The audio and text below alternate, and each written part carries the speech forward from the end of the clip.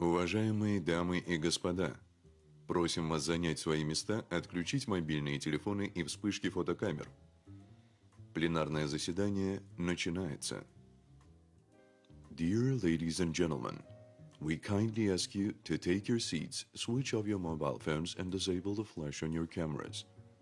The plenary session is starting now.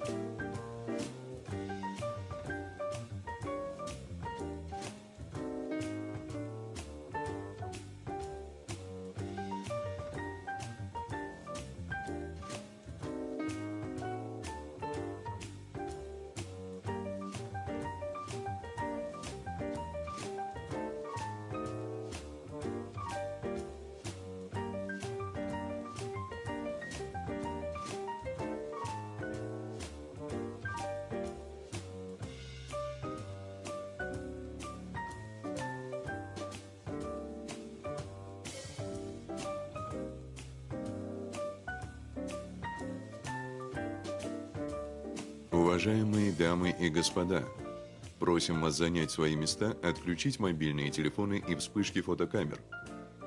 Пленарное заседание начинается. Dear ladies and gentlemen, we kindly ask you to take your seats, switch off your mobile phones and disable the flash on your cameras. The plenary session is starting now.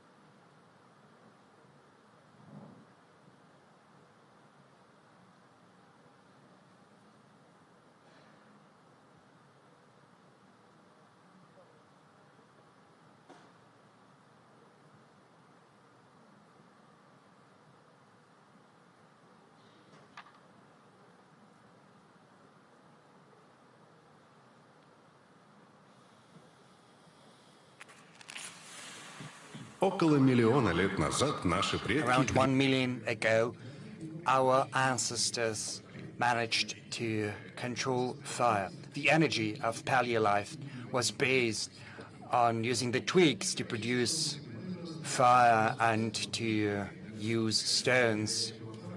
Then the era of steam came, and the hydropower based on electric stations was also mastered by human. Then humans moved on to hydrocarbons, coal, gas, and oil. The development of energy and technology led to nuclear energy, and then on to renewables, solar, wind, and water. Energy was always ahead of its times, bringing future closer together. All the types of energy are important instruments for world energy. They allow any country in the world to use affordable and available resources to build an energy program of their own, regardless of political games, building the future. And it is precisely such an energy program that Russia is currently pursuing. It is evident to us that the world cannot, in a blink of an eye, abandon fossil fuels, only using renewables. Russia is striking a balance, developing all sectors of its energy, trying to make its energy balance more environmentally friendly, pursuing renewables, synthetic oil, implementing on a mass scale autonomous hybrid power generators, as well as addressing the issue of renewables. Under the influence of geopolitical factors, the Russian energy has swiftly adapted and adjusted its foreign markets priorities, fostering constructive dialogue and cooperation with friendly countries that need our energy resources. Russia continues with implementing most important energy projects across different regions of the world. Energy is a powerful engine for civilizational progress. Energy has a direct influence upon the prosperity of millions of citizens across the world. Energy builds future, new realities of the world energy, building a future, the theme of the session.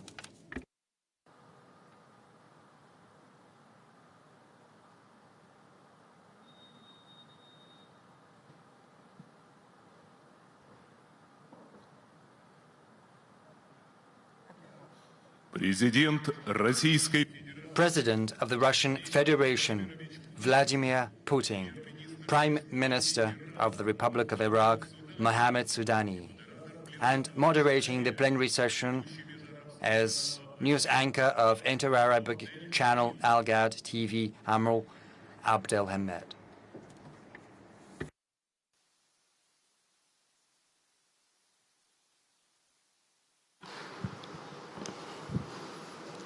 Добрый день, уважаемые гости. Good afternoon, distinguished guests. I welcome you to the Russian Energy Week Forum. I would also like to welcome the distinguished speakers of the plenary session, President Vladimir Putin of Russia and Prime Minister of Iraq, Mohammed Shia. My name is Amr Abdel Hamed. I'm a TV journalist of the Inter-Arabic Al-Gad TV channel, which is broadcasting from Cairo. I'm also director of the Arabic Eurasian Research Center. Before inviting the President of Russia to make his remarks, I would like to point out that the leader of the Arabic country is participating in this forum for the first time. And this forum has already turned into a prominent international platform to talk about important issues in the field of energy. Last year, during this forum, Vladimir Putin, you confined yourself to delivering your remarks, but today you are participating as a speaker in the plenary session. And I'm lucky that this is happening because several years ago I was honored to interview you, Mr. President, and right now you Well, I have once again a chance to ask questions, and these questions are not going to be confined to the field of energy. Now, over to you, Mr. President.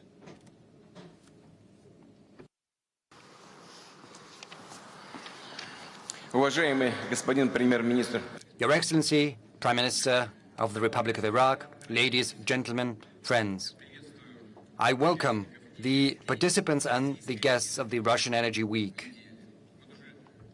It's the 6th time that this forum in Moscow is bringing together the heads of leading companies in the industry as well as research centers, politicians, and experts, both from Russia and from other countries, to jointly have a look at the trends and prospects of the global energy, to exchange views on the tasks the world energy sector is facing, and to talk about how to ensure long-term world energy market stability, which is of particular importance today at this point in time that the world economy is transitioning to a multipolar world mode with several active poles of growth, whereas the place, the role, the significance of each and every country is dependent on how it accepts, how it sees these tectonic irreversible shifts, how efficient each country is at protecting its economic, industrial, technological, and energy sovereignty, or at restructuring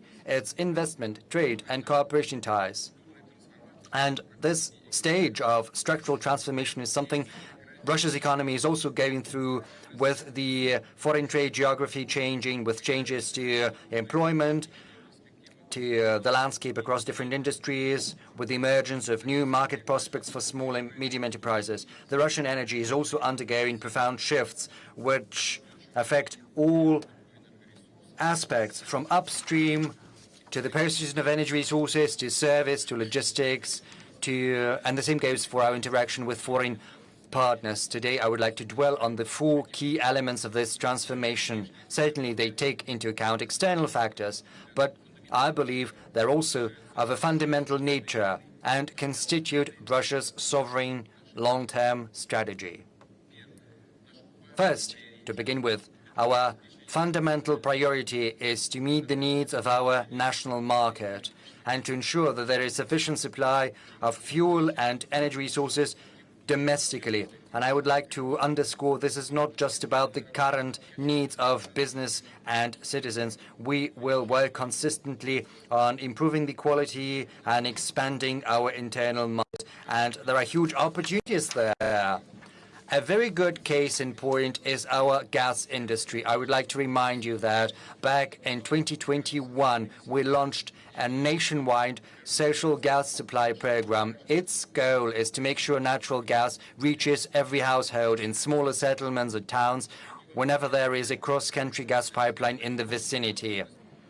After several years of this program, we have ensured the technological opportunity to connect more than 1 million households, and out of which more than 375,000 have already been connected to the network. Last year, we agreed to extend the program indefinitely. Moreover, we extended the scope to apply to clinics, hospitals, schools, where there is an opportunity to transition to natural gas heat generation. A year ago, at the Russian Energy Week, I suggested providing targeted support to citizens to help them get gas supply to their private homes.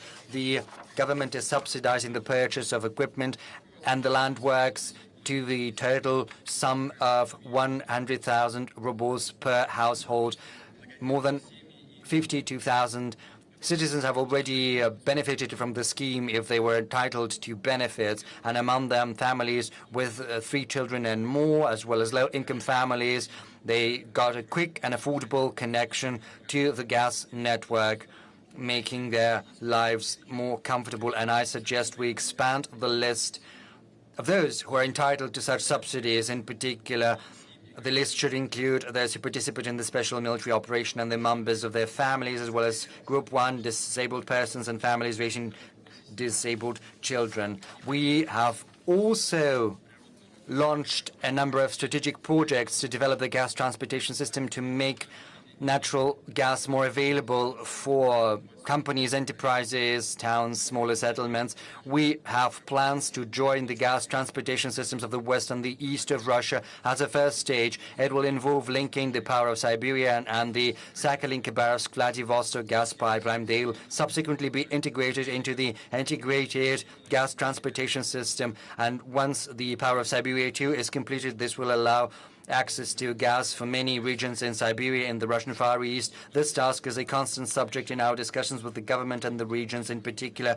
during our meetings on master plans for the Russian Far Eastern cities. In particular, we have drafted plans for Yakutia, Buryatia, Khabarovsky, Primorsky, Zabaikalsky Krais, Priamuria, as well as the Jewish Autonomous District and Krasnoyarsk. We've launched a project for gas supply of Kamchatsky Krai using LNG supply, whereas Murmansk region and Karelia will get gas through a branch of the Volkhov-Murmansk-Belokamenka gas pipeline.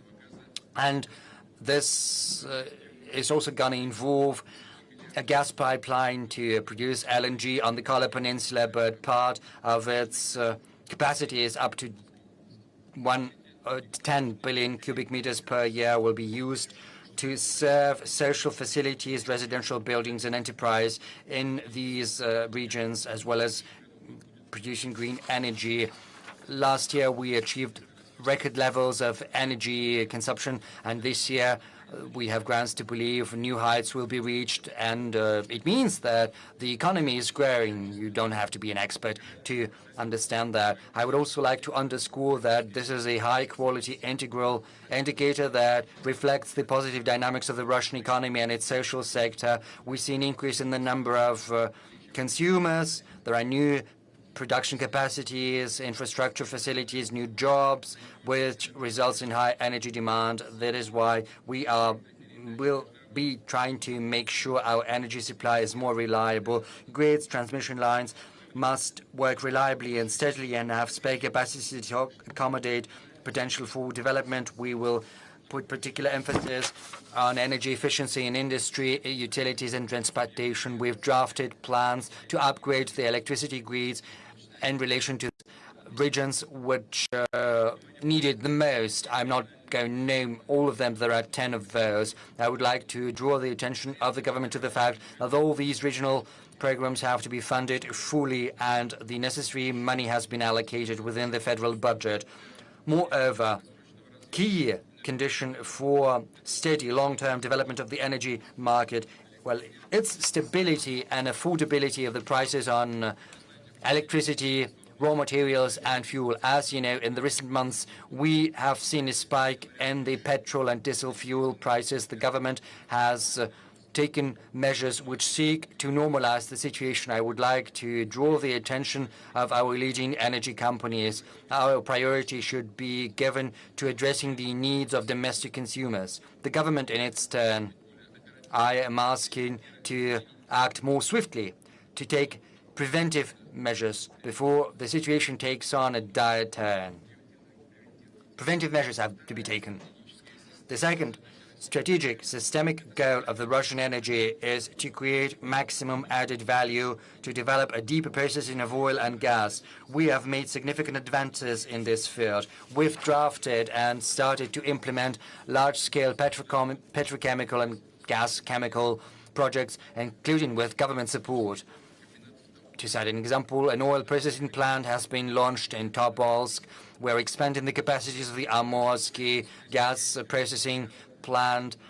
An LNG plant and an oil gas processing plant is being built in Ust-Luga, as well as the Amorsky gas chemical complex. We need to continue with similar projects and make headway in strengthening and improving such Russian industries as the production of volume plastics, as well as medium and low tonnage chemicals, and of course in petrochemistry, where we are carrying out a large-scale overhaul of our oil refineries. I would like to underscore that the Russian energy projects are increasingly reliant on domestic technologies, equipment, machines, and software. This brings me to the third priority of our structural transformation in the field of energy. We need to achieve a complete sovereignty in terms of technology, human and financial resources. We will need to drastically raise the volume and output of Russian equipment, especially critically important equipment, and propel to a new level the training of high-quality professionals. And of course, we need to build our own mechanisms for funding investment projects. I would like to point out that we are working steadily to design and implement Russian machines and equipment for the oil and gas sector and for energy transmission. Starting from 2014, we have learned how to produce 140 different types of machines, including equipment for drilling and extracting hydrocarbons, cooling equipment, catalysts, rearjets, high-voltage cables and switches. I would also like to remind you that working together with colleagues from the government and the oil and gas companies, we have agreed to create large-scale integrated orders for Russian equipment and technology. We need to consolidate the forces and the resources of the government, the private sector, and development institutions, especially across innovative industries, especially with regard to those where the need is most apparently. WEB is working together with Skoltech and service companies on investment in projects to build equipment for field development, in particular with regard to tight hydrocarbons. I understand that this is a tall task. We need to understand clearly the current interests and requirements of the industry, both short-term and in the long run. But be that as it may, I would like to ask the government to pick up the pace in building a long-term package of orders for the producers and designers of equipment for the Russian energy sector. I would also like to call for a swifter transition to Russian systems of standardization and certification in oil, gas, and petrochemistry. This will help provide an additional incentive to the import substitution in energy. On a particular note, I would like to mention the software, because the energy companies are closely exploring Russian software as well as digital solutions. And when transitioning to Russian software, we need to ensure business continuity, take into account all the risks, and we need to take into account the best practices. Such benchmarks are something to emulate, to follow in the footsteps of, and I refer to the nuclear energy, which is increasing its share in the Russian energy mix. It accounts for about 20% of electricity produced in Russia, 19.7%. Last year, a new record high was achieved on nuclear power. Russian engineering school on building and maintenance of nuclear energy facilities is not just strong. It practically has no competitors on the world level. The specialists from Rosatom at the same time, and I would like to underline it, at the same time they are building 22 energy blocks abroad. It's 80% of the market. One of them is Akkuyu NPP in Turkey, the first foreign project that our experts will support on the whole life cycle, from design to decommissioning. Last week, fuel loading was completed at Rupul plant in Bangladesh. We're ahead of the schedule, building the fourth energy block and Eldeba NPP in Egypt. This is our flagship project on African continent. But we are not reducing just to building the plant. In fact, from scratch, together with Egyptian specialists, with our friends from Egypt, we are creating the whole industry of nuclear energy. We are training skilled workers, support them with technical maintenance, etc. So in fact, we're helping Egypt to get on the way of sovereign energy development. This comprehensive, systemic approach is one of the main competitive advantages of Rosatom. And I'm not speaking about traditionally high standards of security and reliability. I'll repeat. If we're speaking about the creation and support of NPPs, Russia is fully technologically independent. We are not against participation of companies from third countries in constructing NPPs of our design. Which is very important. Russia explores new directions of nuclear generation. For instance, low-capacity, land-based and floating NPPs. The first floating NPP, academic Lomonosov, is being operated since 2020 in Chukotka. In the nearest future, we will have 4 more similar energy blocks. In Yakutia, the first land-based low-capacity NPP is being built. Another example of successful development of our expertise is hydropower industry. We have a lot of experience and our own technological solutions and unique potential of water resources, which opens great opportunities for building hydroelectric power plants, which will allow to provide cities and towns, industrial and agricultural enterprises, households with cheap and fully green energy. Developing hydropower, we can go ahead and solve the problem of seasonal floodwaters. We will regulate runoff, accumulation of floodwaters, keep them in HPP reservoirs. This will allow us to reduce the losses in case of emergencies and create enormous reserves of clean water, which is one of the most demanded resources in the world. With the participation of Rusgidro, more than 350 facilities were designed and built in 54 countries of the world. Today, the company supplies its technological solutions to 17 countries, including countries of Africa, Middle East, Central and Middle Asia, Latin America. It takes into account the transfer of technologies, ensures engineering for the whole period of operation of the place. It's 50, 70 years. Company concludes long-term contracts that allow to establish strong ties, not only between the companies, but also between the countries. I ask relevant ministries, agencies, provide broad support to our companies that are building energy facilities abroad, that are exporting engineering and other services in this sphere, that are exploring new markets. In this regard, the fourth direction of fuel and energy complex transformation, it is connected to the new prospects and the geography of export. As you know, European countries, in fact, refuse to use our energy, not fully, but they're trying to do this. They're trying to refuse to use energy from our country that for many years ensured economic and social welfare of the European Union. Of course, it wasn't 100%, but it was a serious contribution. It was a serious element of this welfare. There are restrictions on bank services, freight, insurance, as well as the so-called price ceilings on our oil and gas.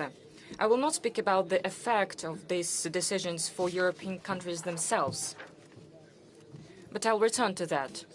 Now they are overpaying for oil products and gas supplies. As a result, the EU economy is near zero mark, and industrial productions is in the negative zone since March of this year. Our experts say the growth was 0.5% in Eurozone. Well, I don't know, maybe my colleagues will see why some countries there is a growth. Maybe tourist sector and other sectors are increasing, but in fact the industrial sector is in decline, and this reflects on the dynamic of everything. In July this year, the dynamic of industrial production declined by 2.4%. The production of energy declined by 7.4%. In the first 6 years, declined by 5%, and this reflects on what people can earn. In the first quarter of this year, and the quarter of 2022, is declined by 2%. In Russian Federation, for this period, the growth was 4.2%, and in the next quarter it was 5.3%. Yes, the basis is different, and we understand it, but the trends, this is important. This represents the quality of energy policy, and sometimes we are just surprised by what they do. But this is their choice. I'll point out that Russian fuel and energy complex works consistently. Production and financial indicators are stable. Thanks to the actions of companies and authorities, tanker fleet was increased. We created new payment, insurance and reinsurance mechanisms of our cargoes. As a result, in a short period, we managed to redirect oil supplies to emerging markets and to the promising markets of other regions of the world, south, east. According to experts, today the contribution to the world economy of the 5 biggest Asian economies, we usually compare China and the US, but we can take 5 biggest Asian economies, 5 biggest economies in the world: China, India, Indonesia, Malaysia, Vietnam. Well, their contribution to the world economy exceeded the total share of the US and all the EU countries together. And in the nearest decade, the gap will just increase. There is no doubt about this. As for China and the US, by 2028, China's share will increase up to 19.7%, and the US share will decline down to 14.5%. And this will affect the purchasing power. To widen the supply to Asia-Pacific region countries, Africa, Latin America, the government prepared a plan to develop Russian oil export infrastructure. And I ask colleagues to be absolutely responsible about implementing this plan. The issue of logistics is critically important for our coal industry. Today, along with the expansion of eastern polygon of railways, Baikal-Amur mainline and Trans-Siberian Railway, we are working on a range of new transport projects that will allow us to flexibly maneuver coal supplies through the ports of Far East, Northwest and South of Russia. I would like to add that the actions of some of our colleagues, Western elites, brought disorder to the global energy market, including oil market. Negative consequences of such politicized steps affect all the world economy. And now we have to deal with it. And responsible participants of the market have to deal with it. To stabilize the oil market, we need to interact with the main producers. We need to work in open, transparent conditions. This is how Russia works with OPEC Plus partners. We base, first of all, on an objective market dynamics of supply and demand for oil, as well as on investment programs. That is why OPEC Plus countries fully implement assumed obligations and successfully deal with all the challenges. I'm sure that coordination of OPEC Plus partners will continue. This is important for the predictability of oil market and, as a result, for the welfare of all humanity, because world energy is what energy growth depends on. Russian gas and coal companies also redirect their supplies from Atlantic to Asian market. This is not just a short-term solution. It's a natural process that is also being determined not by geopolitical plots, but by long-term market trends. I've just said there are growth trends in different regions of the world. This is what we're taking into account. Of course, we have to react to geopolitical challenges, but first of all, these trends are important. According to experts, by 2050, the demand for natural gas will grow in all the regions of the world, except North America and Europe. Europe's share in the world demand will reduce more than in half, down to 5%. Asian share will increase 1.5 times, from 21% to 30%. The export of Russian gas to China is developing. In 2025, Power of Siberia pipeline will reach its estimated capacity of 38 billion cubic meters of gas every year. But even today, the supplies exceed the volume of contractual obligations. Last year, we signed a contract on one more route to China, Far East route. The volume of supply will be 10 billion cubic meters of gas every year. We also discuss other promising projects, for instance, transporting gas through Mongolia. I'll add that last week, we, together with our colleagues, started supply of Russian gas to Uzbekistan through Middle Asia Center pipeline. It goes through Kazakhstan. Thanks to this joint project of Eurasian scale, the consumers from Uzbekistan will have reliable, cheap, and eco-friendly fuel. Kazakhstan will be able to solve the problem of gas supply for north and eastern regions, and Russia will expand its presence on the dynamic markets of the Central Asia. I think this is a good example of energy and infrastructure cooperation that benefits all the participants of this process. That is why we, together with colleagues from Kazakhstan and Uzbekistan, decided to work on future energy supply projects into these countries. Another important place on the world energy market is being held by liquefied natural gas, which is not linked to certain consumers. That is why it can react more flexibly to the change in market conditions. Next year, LNG terminals will operate in 55 countries. By the end of the decade, the demand for LNG in the world grow almost 1.5 times, up to 600 million tons a year. At the same time, the competition in this segment will only grow.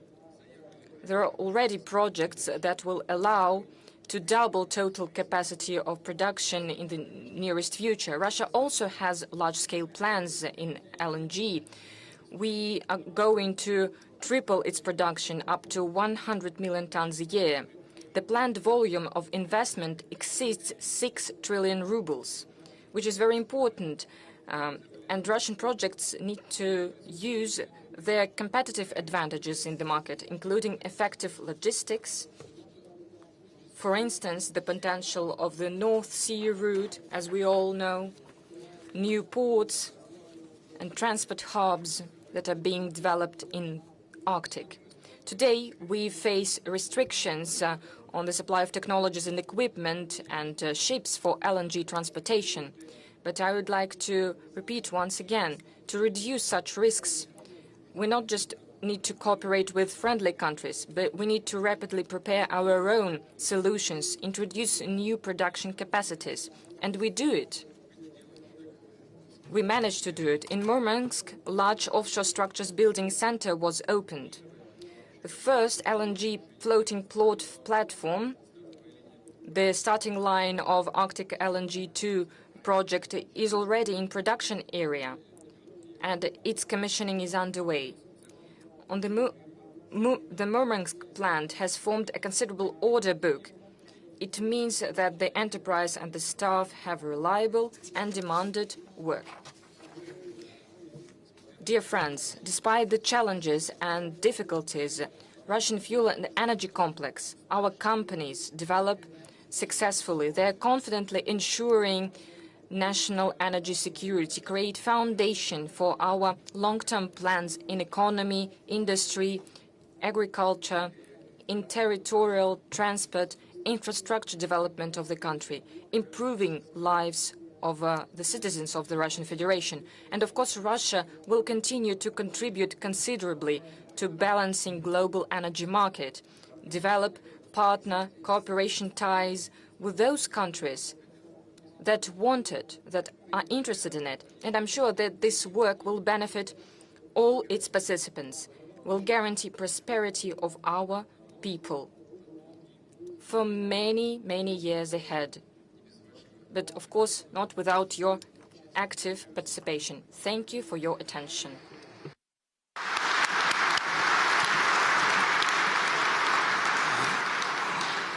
Thank you very much, Mr. President. Having listened to your extended speech, I've been thinking that the consequences of the Western sanctions against Russia are not that dramatic after all. This is something that enabled your country to adapt to those consequences and overcome them.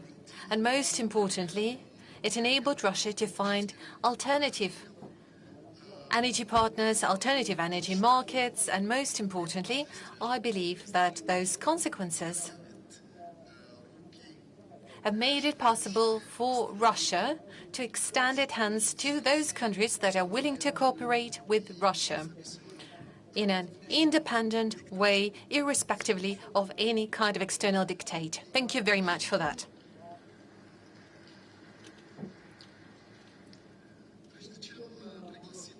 Before I give the floor over to His Excellency Prime Minister Al-Sudani, I'd like to say that the organizers of this forum requested me to moderate this session in Arabic to honor our Iraqi guest. And since I represent both the Arabic and the Russian cultures, it is my pleasure to do so. Your Excellency, Mr. Prime Minister, the floor is yours.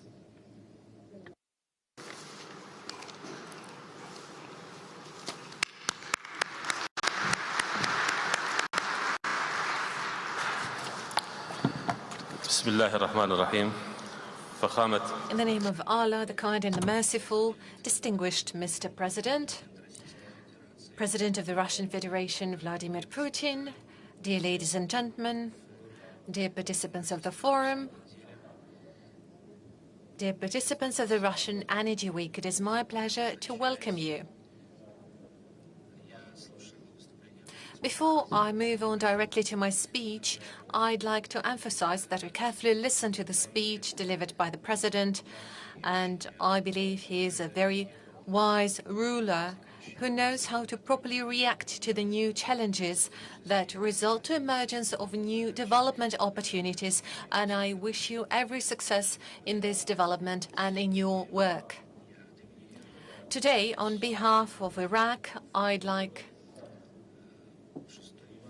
to address you here at the 6th Russian Energy Week.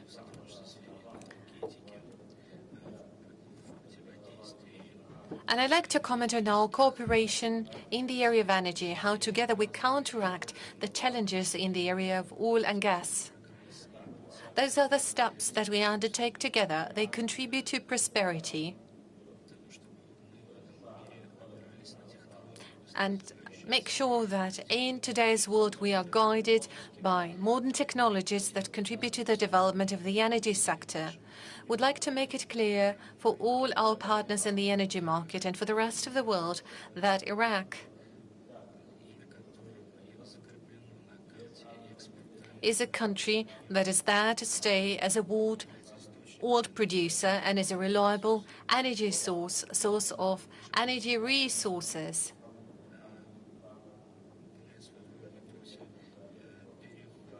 And our government is also playing its role in the matters of energy transition, increasing energy efficiency and moving over to low hydrocarbon economy.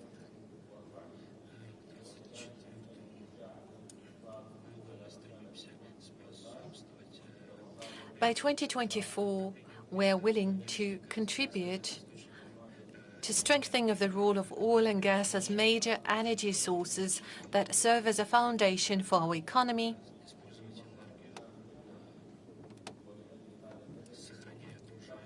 we're willing to make use of those energy sources by also protecting the environment.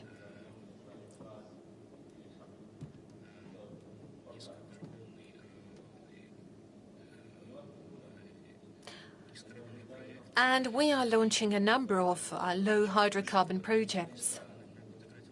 And we're willing to emphasize that the Arabic countries have an important role to play in this regard by increasing the energy efficiency, since the consequences of the climate change related to the use of the fossil fuel are important. It is also important to remember that oil is creating the necessary opportunities for cooperation and competition. Iraq has achieved some important successes in the matters of renewable energy sources. We are actively developing solar energy that amounts to 3 megawatts as of now, and it already covers 1/3 of our national demands. So 1/3 of national energy demands is to be covered by the renewable energy sources. This is our goal to be achieved by 2030. And we're also willing to improve and enhance the efficiency of the production technologies for hydrocarbons and fossil fuels. But most importantly is what we've planned in terms of financing and investment in the oil sector and gas production, to make sure that Iraq plays its place in the world energy market that would be in line with the opportunities the country has to offer.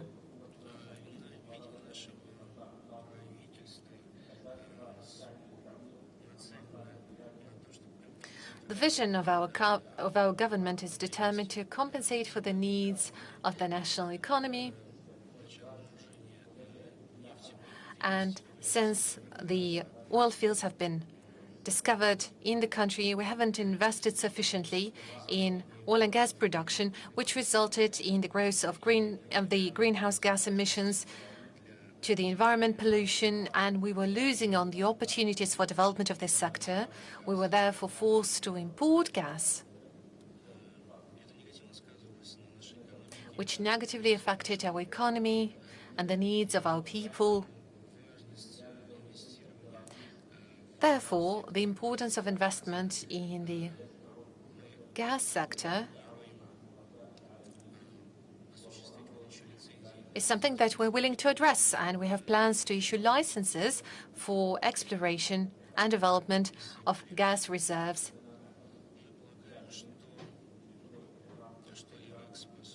We assume that Iraq is capable of achieving those goals. We have all the necessary resources available that will allow us to strengthen cooperation and lay the foundation for future projects. Together, we can succeed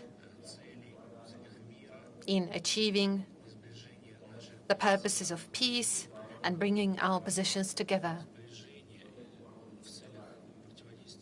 We are willing to cooperate to counteract common challenges, and we are interested in diversification of our energy mix in order to expand economic cooperation, strengthen security, and address the challenges that, among others, we are facing in the matters of energy sector that are also vital for security matters. Energy projects play a vital role in terms of trade, transport development, infrastructure projects. We expect that that would attract donors to the projects in the region. Our region is rich in natural resources. We've been through a period of a number of security issues.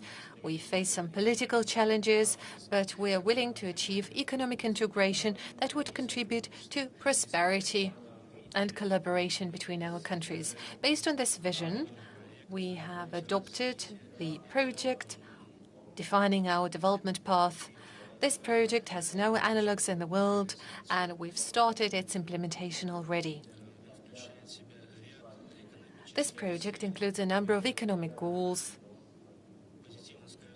that will positively affect the situation development in the mid and in the long run. We reaffirm our readiness for this work. We're willing to cooperate with the countries of the region and the world to implement this project. According to our approach to attract investment and capitals, we're willing to make sure that our region serves as a platform for bringing together the interests of various stakeholders. We're willing to create new workplaces, and all of it would contribute to development of stability and security. Iraq is stepping up in its effort to develop that kind of cooperation. Now, as for energy markets, we are willing to coordinate our efforts because competition may be damaging. And the adopted mechanism of coordination within OPEC Plus should continue their work in order to take care of the right balance between supply and demand, to prevent any kind of political challenges that are sometimes conditioned by the situation on the energy markets. This mechanism contributes to market stabilization, and the work that we do within this mechanism is aimed not just at price stabilization, but as also in the balancing of the global market in the interest of the consumers, investors, and producers alike. Our government recognizes the necessity of economic reforms, and among other priorities, we have identified the transition to the use of renewable energy sources. We are no longer willing to be guided by our interests in oil and gas only. We are undertaking a number of systemic projects in the oil and gas sector, in the petrochemistry. We've also adopted a number of plans that include development of 11 reserves, and we are willing to invite international companies to invest in those projects. And we, as the government, are willing to provide all the necessary conditions for operations of private investors and private companies, be that from Iraq or abroad. We're interested in growing investment into modern technologies, development of infrastructure, refineries, and processing and treatment facilities. And we are very grateful to the leadership of the Russian Federation and the kind invitation to participate at this forum. And we do believe that this is a great opportunity to open the doors to future cooperation. Our quest for use of renewable energy sources and contributing to prosperity in the region and in the world.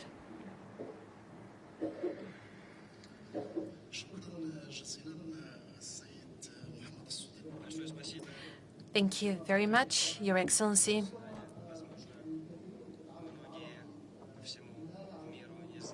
Probably many people around the world, including people here in Russia, do not know that the very first contact between the Slavic civilization and the Arabic civilization took place in the 11th or probably 10th century, when Khalifa Abbas from Baghdad sent Ahmad al-Fadlan, his representative, to the Bulgaria.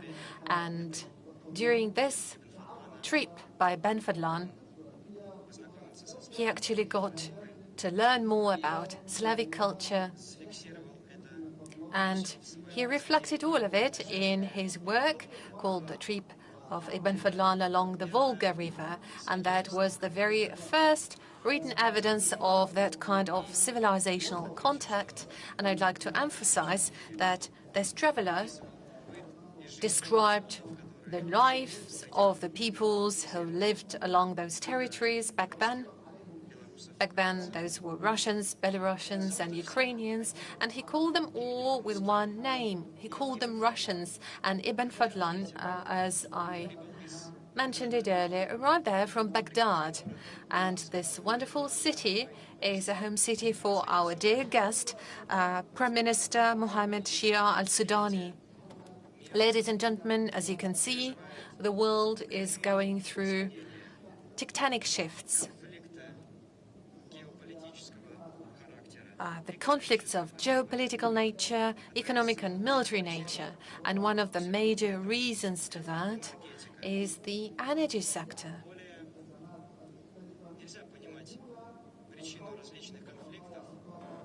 We can no longer fully understand the reason for various conflicts without understanding their relation to the energy matters.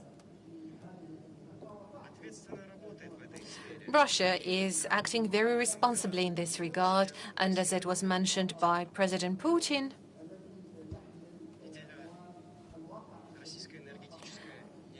the Russian Energy Week is exactly the forum where we gather to discuss the future in this area. I'm very grateful to you for your speeches, Mr. President, Mr. Prime Minister, and today I'd like to invite you to talk about what is happening in the Middle East.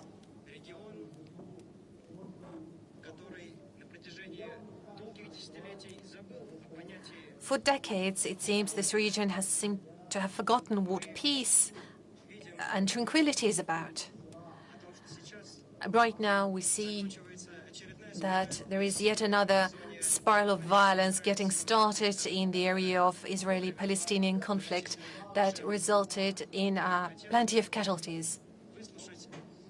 And I'm willing to listen to your positions on that, the position of Russia and position of Iraq. And if I may, Mr. President, I'd like to start by addressing this question to you. Several days ago, the advisor on national security matters of the United States was proudly saying that the Middle East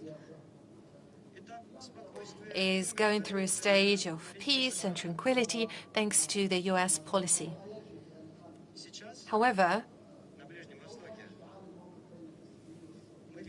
right now in the Middle East, we see a certain escalation in the area of Israeli and Palestinian conflict. So my question to you, Mr. President, is who is to be held responsible for this continued struggle that has been going on and on for 75 years already? So the only case of occupation and presence in the world we witness today is happening there. Well, we discussed this matter yesterday with my colleague. We couldn't do without discussing this matter. Iraq is a country of the Middle East, and the Palestinian problem is at the heart of any person living in the region, and I would even say in the heart of any person who happens to be a Muslim. That's just a reality of life. And I guess everything that happens there has always been perceived for decades as a display of injustice brought to extreme. Why? Because from the very beginning, when the decision on creation of an Israeli state was taken, well, in parallel to that, a decision was made to establish the second state. And from the very beginning, we were talking about creation of two independent sovereign states, Israel and Palestine. Well, as we know, Israel has been established, but Palestine as an independent state has yet not been established due to a number of various circumstances, and I'm not going to go into the details right now. More than that, part of the lands that the Palestinians have always considered to be the part of their country are now occupied by Israel. Well, in different times, that was done through different ways and different means, but mostly through military effort. What's the problem right now? Because mechanisms have been set up for settlement, but over the recent years, the U.S. has been neglecting these mechanisms. The U.S. has decided to settle everything on its own without resorting to the aforementioned mechanisms. Over the recent years, they've mostly been trying to address the material needs of the population in the Palestinian territories. Basically, they've tried to supplant a fundamental solution of a political nature with some material handouts. Of course, addressing these needs is important for those people who have a very low standard of living. Social and economic issues have to be addressed. But it has always been said that this is not going to be enough without addressing the fundamental political issues, the chief of which being the establishment of a sovereign Palestinian state with the capital in eastern Jerusalem. Without doing that, the problem won't be resolved. And yet, this is the path that has been taken. Moreover, there's the issue of settlers and a number of other components, all of that has finally resulted in this explosion in recent days. And of course, it's a tragedy, and there's a great deal of grievances on both sides, but be that as it may, what we need to try to secure is bringing to a minimum the losses among innocents, among senior citizens and women and children. If men want to fight one another, at least they need to do everything to protect women and children. They have to be left alone.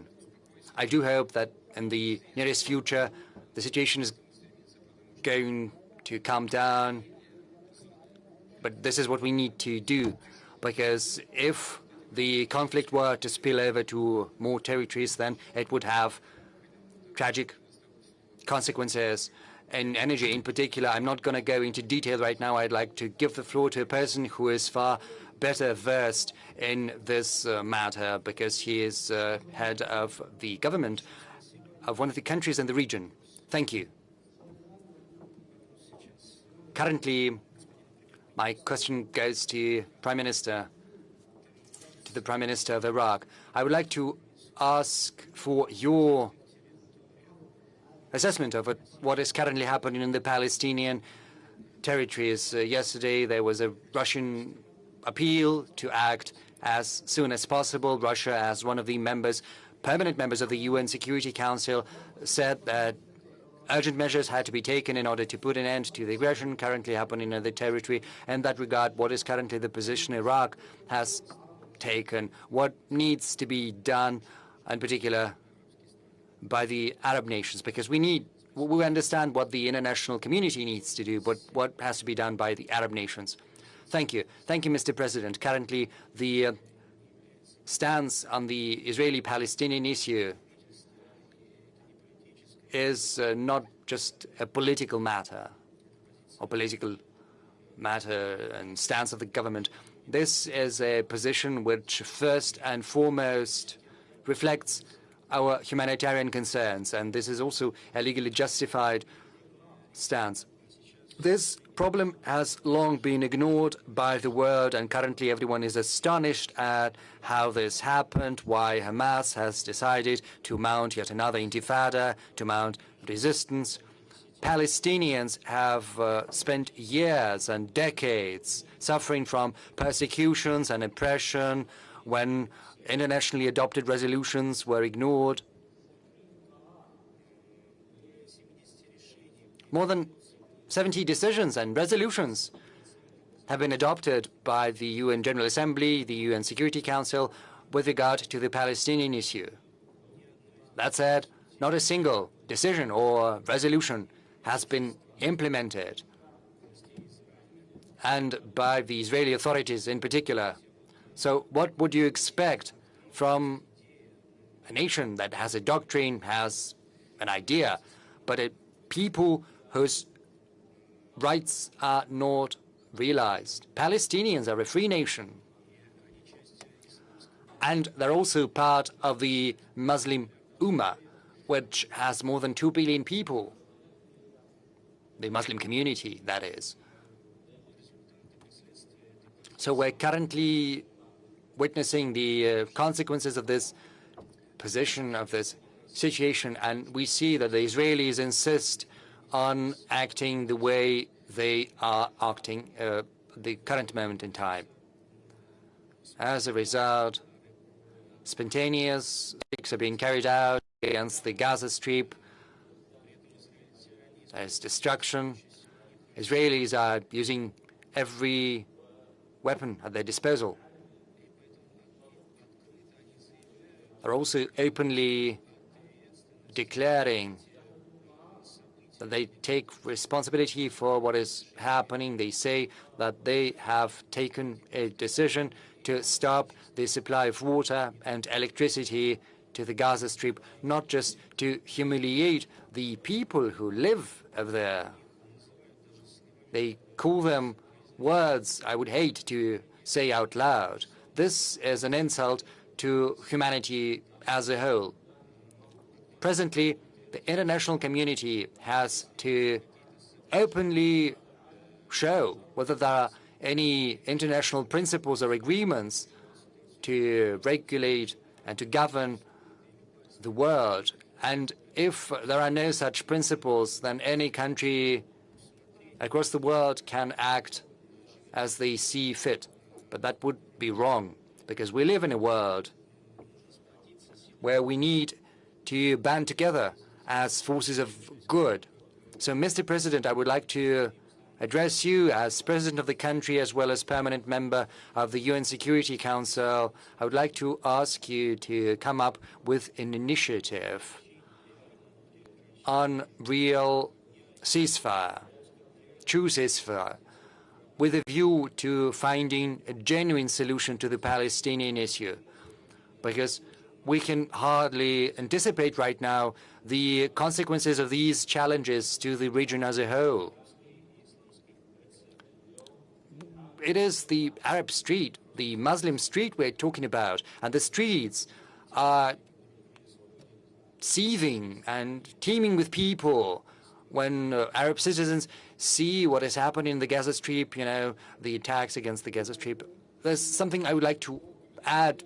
Something you've spoken about Russia's position, and I've just spoken about that. And this stance was not born yesterday based on these tragic events. This position has been in force, in place for many decades, and it is very well known to our Israeli friends and our Arab friends. We've always advocated the implementation of the decisions of the UN Security Council, namely the establishment of an independent sovereign Palestinian state. And this is where the root of all problems lies, and you know, everything that has accompanied this issue of the recent years, that has been exacerbating it and aggravating it, in particular the Israeli settlements. Well, it does not mean that, you know, the position is that simple, be that the position of Israel or the US or Russia.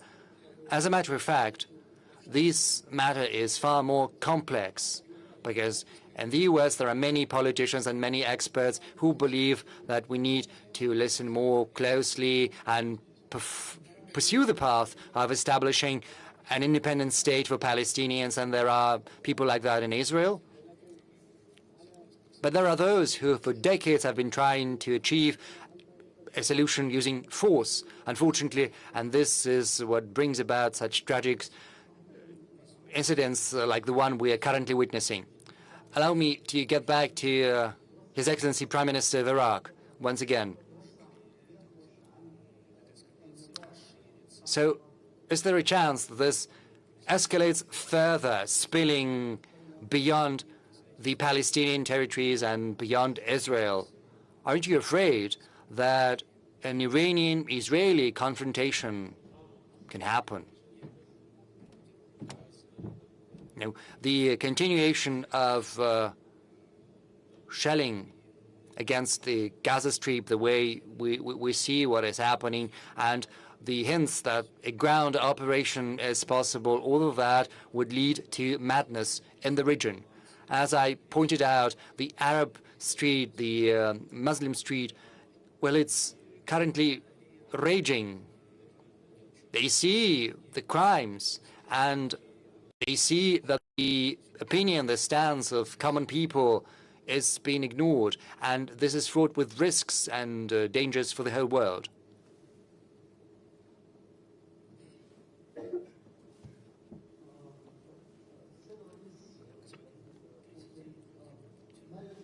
Mr. President, what's happening in the Middle East is deplorable in terms of humanitarian consequences and moral terms, but how does this affect the energy markets, in particular oil markets? What's the potential consequences there? Well, first and foremost, it can have an impact on logistics. It can also have an impact on freight and insurance. Of course, it's not going to affect the production itself, but it can have an impact upon all the other components that define the state of affairs in the energy markets, and should, God forbid, the conflict expand, the influence is going to happen. I do not understand why the U.S. needs to bring its aircraft carriers closer together. They have just announced that a second one is going to be brought closer. Are they going to shell Lebanon, or maybe they're trying to scare someone? But there are people over there who are not afraid of anything. And this is not the way to solve the problem. What we need to do is to search for compromise solutions. This is what we should be doing. But such actions are fueling tensions. And as you said, should the conflict spill beyond Palestinian territories, well, you know, we know that Iran is currently being accused without any grounds of everything, but I do hope that common sense will prevail. Prime Minister, you've mentioned that the Arab Street is currently galvanized by the current developments.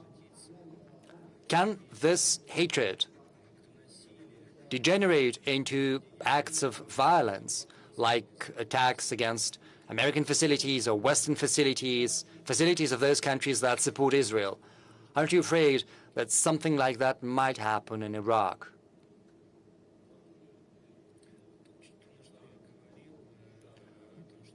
Well, I spoke about a growing frustration in the Arab Street. I mean, this is going to mount more pressure on the governments of Arab countries, trying to force them to take a clearer stance. If the conflict were to expand, it would certainly undermine stability. We, as a government, are trying to perform our duties in terms of achieving a de-escalation. In our countries, our goals are the same, regardless of whether we're working with friendly nations or not friendly nations. We need to rise up to the challenges we're currently facing. In response to the question that you asked, Mr. President, I mean, the question about the influence on the supply of energy resources. Yes, there's a danger that these supplies might stop, because this is a very sensitive region, very important region, that is a source of a great deal of energy resources for the energy markets. So OPEC and OPEC Plus in particular are responsible for responding to economic and political risks in order to stabilize the market, but you cannot play lightly with stability and security in the Middle East, because it would be enormously difficult to get back control of the situation and stem the negative influence on the energy markets. Thank you, Prime Minister. From the Middle East, from escalation over there, let's move on to Ukraine, to the Ukrainian crisis and the current developments in terms of how it affects energy resources. So my next question goes to His Excellency.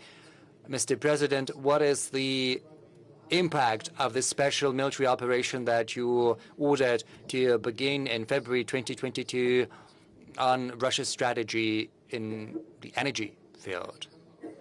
I spoke about that in my remarks. Well, I mentioned that indirectly, but maybe I can repeat that and provide some more concrete details.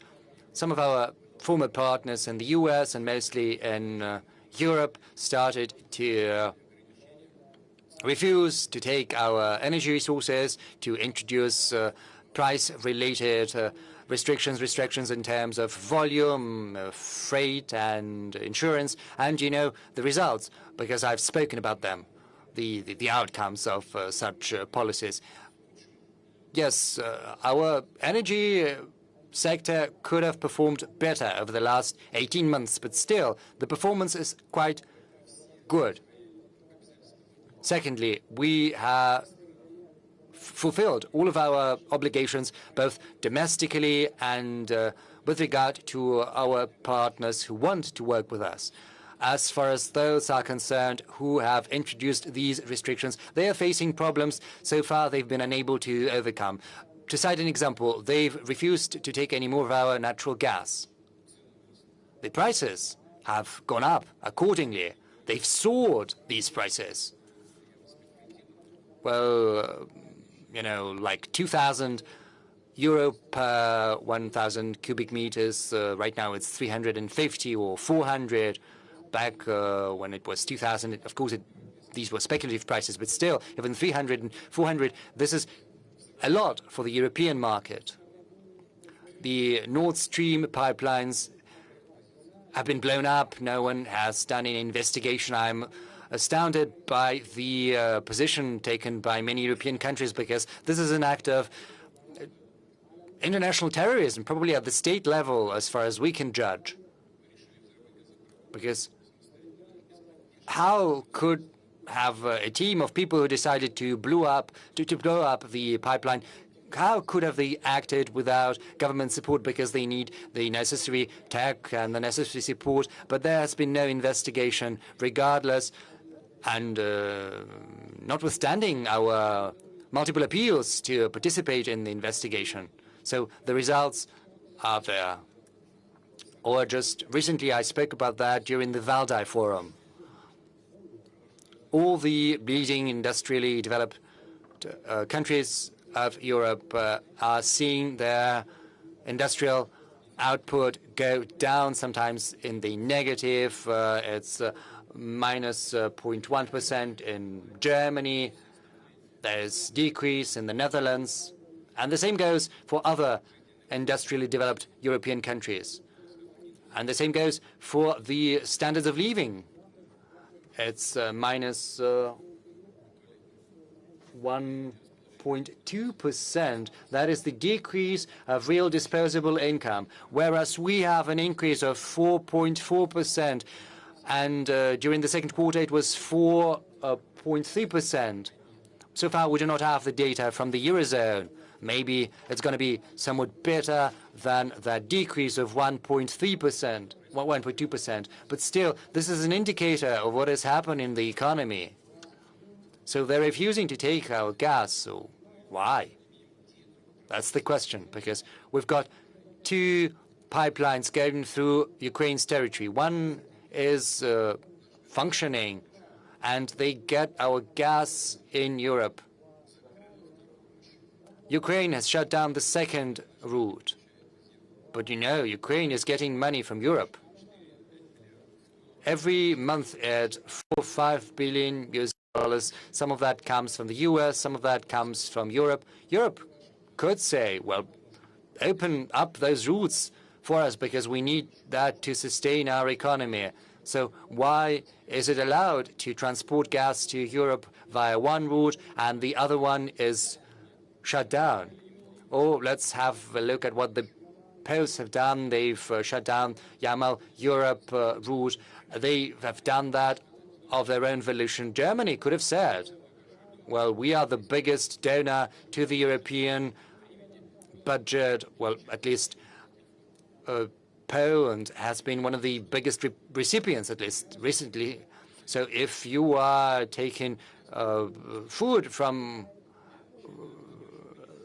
this source, why do that? Open up the route. I do understand that the current political system sometimes brings to the surface, to the top, people who are not fully competent. But there needs to be some mechanism for political oversight, for the implementation of decisions taken in economy. These mechanisms have to be in place, but unfortunately, they're not functioning. So what are we doing? These markets are reducing, and I have given you the examples. This is not our data, it's data from international structures. How will it be reduced in Europe, and will it grow in other regions? So we are going to promising markets, and we did it even before the crisis.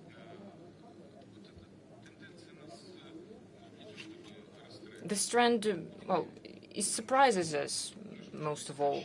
because we're not reducing anything. We're not reducing the supply.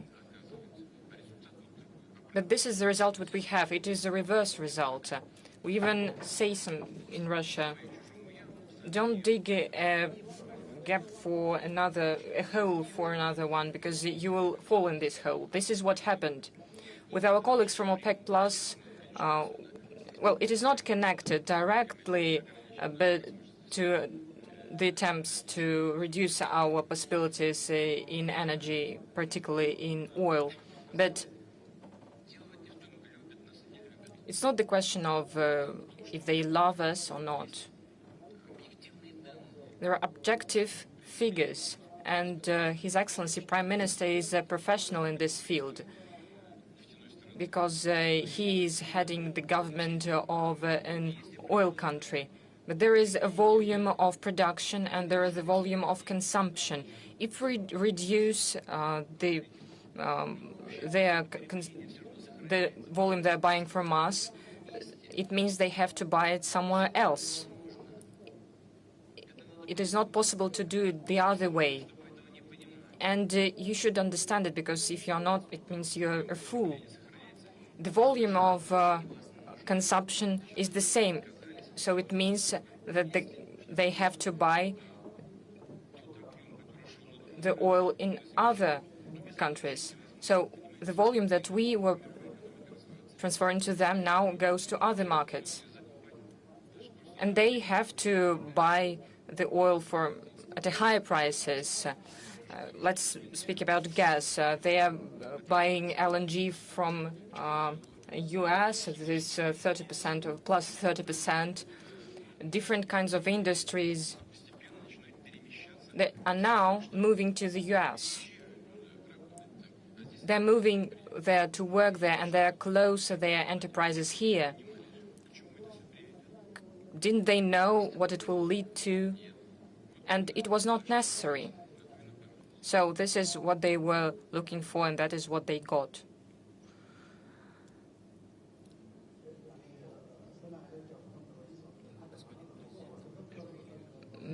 Mr. President, you said that the West is just shooting its own food. Maybe we will return to this problem, but now allow me to ask His Excellency Prime Minister Mohammed Shia Iraq, as other participants of the world community, is being influenced by the Ukrainian crisis. Has this influence affected your cooperation with Russia in energy? We have all heard what you said, and you said that Russian companies that work in Iraq, there are several of them,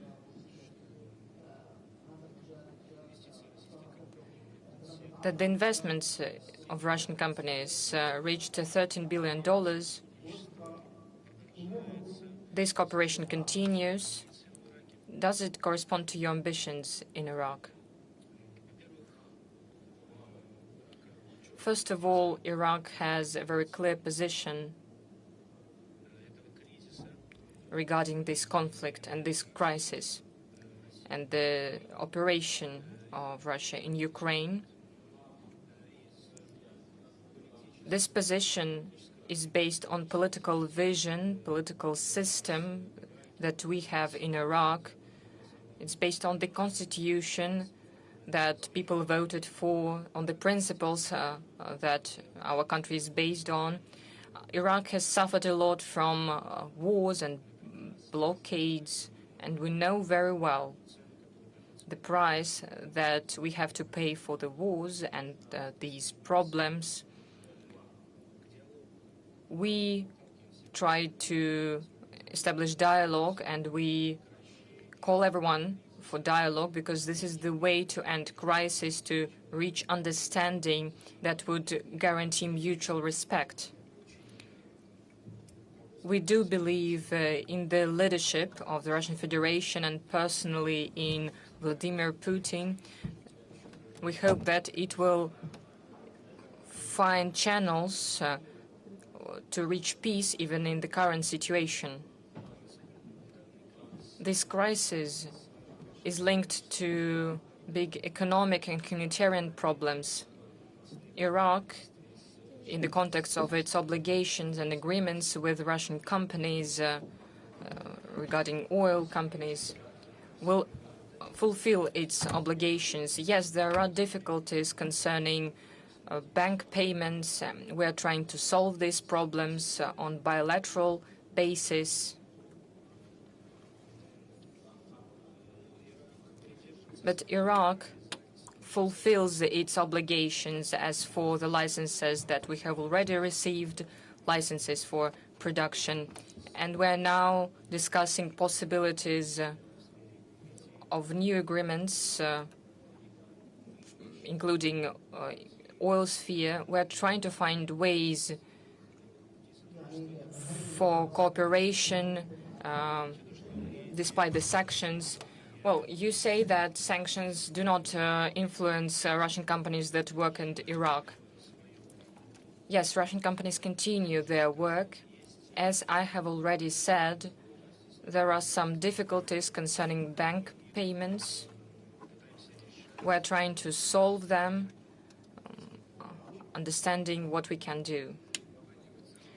Russian companies have invested more than $10 billion into the Iraqi economy. We have long worked there. Lukoil worked there since the 90s. Yes, Prime Minister has spoken about several difficulties concerning payments and other technical issues, but all of this can be solved. And the main thing that everything that our companies do in the countries of the region, including Iraq, is mutually beneficial. Mr. Prime Minister, his colleagues in the government, first of all, think about national interests, and they maintain this joint work. Those who seem to be respectable, in fact, do not have sovereignty. They do not do this. You spoke about the special military operation at Valdai Club. I spoke. But it was a little bit different. It wasn't what I would like to say. The war was started in Ukraine in 2014, when after coup d'etat, supported by the US and Europe, the hostilities started in the southeast of Ukraine. War continued for 8 years. Children, old people, and women were killed. No one paid attention to this. Only when we tried to end this war, people paid attention to this. This is what I wanted to add, which is very important. Mr. President, as for your comment, it makes me ask one more question. There are forecasts and there are observers who think that what is happening in Ukraine is a conflict that was postponed for 30 years minimum. It's like it's a conflict between Russia and the West. Do you agree with that? Yes and no, partially, because after the Soviet Union was disintegrated, we made several steps for decades to regulate the situation for the future, to create a security system in Europe that would be the same for everyone, where everyone would be equal. There were ideas to create a new security system, including the US and Canada, Central European countries, Russia. But we didn't follow this way. We followed another way. They promised not to expand NATO, but they expanded it eastward. And now they started to work with Ukraine. They tried to drag Ukraine into this. They conducted a coup d'etat there. So there are no civilized way to ensure our security. And they only escalated war there since 2014. After that, they decided not to use their peaceful plan that was based on the agreements signed in Minsk. And after that, they said publicly that they were not going to fulfill this agreement. They were just fooling us around. So we have to deal with such people, and we have to respond the way we respond, because there are no other ways. Mr. President just spoke about the confrontation about Russia and the West.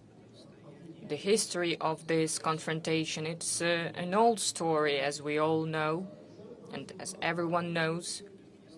Mr. Prime Minister of Iraq, some say that what the world is experiencing is a new stage of Cold War.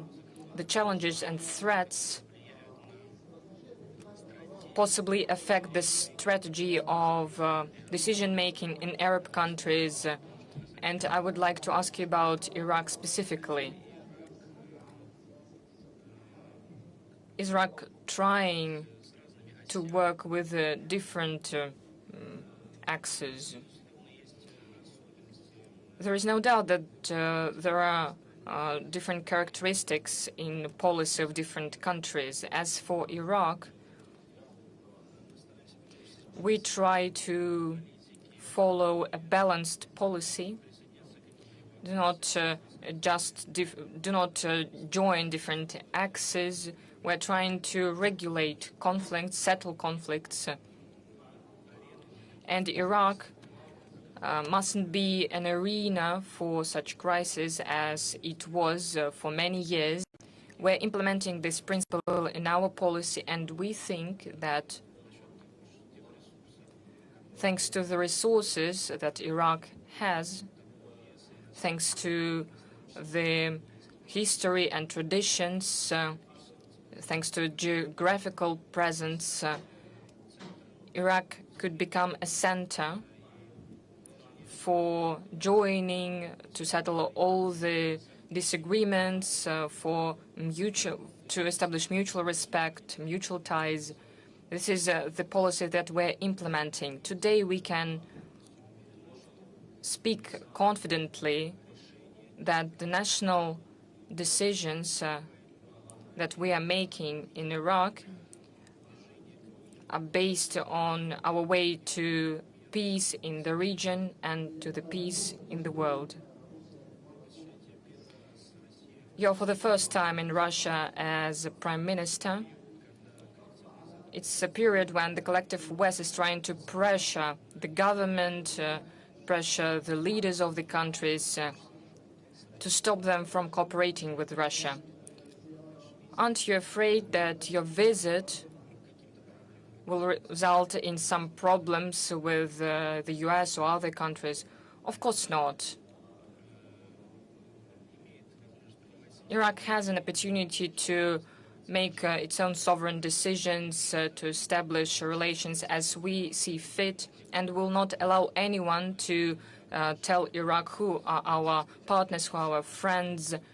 Russia is the country that we traditionally have relations, and soon we will celebrate 80 years of diplomatic relations. That is why Iraq cannot forget the role of Russia in supporting Iraq during its war against terrorism, supply of armaments. This played a decisive role in our fight against ISIS. This is why this visit right now it confirms the course of our government in the context of our relations with Russia. I'm speaking about relations in security, politics, and economy.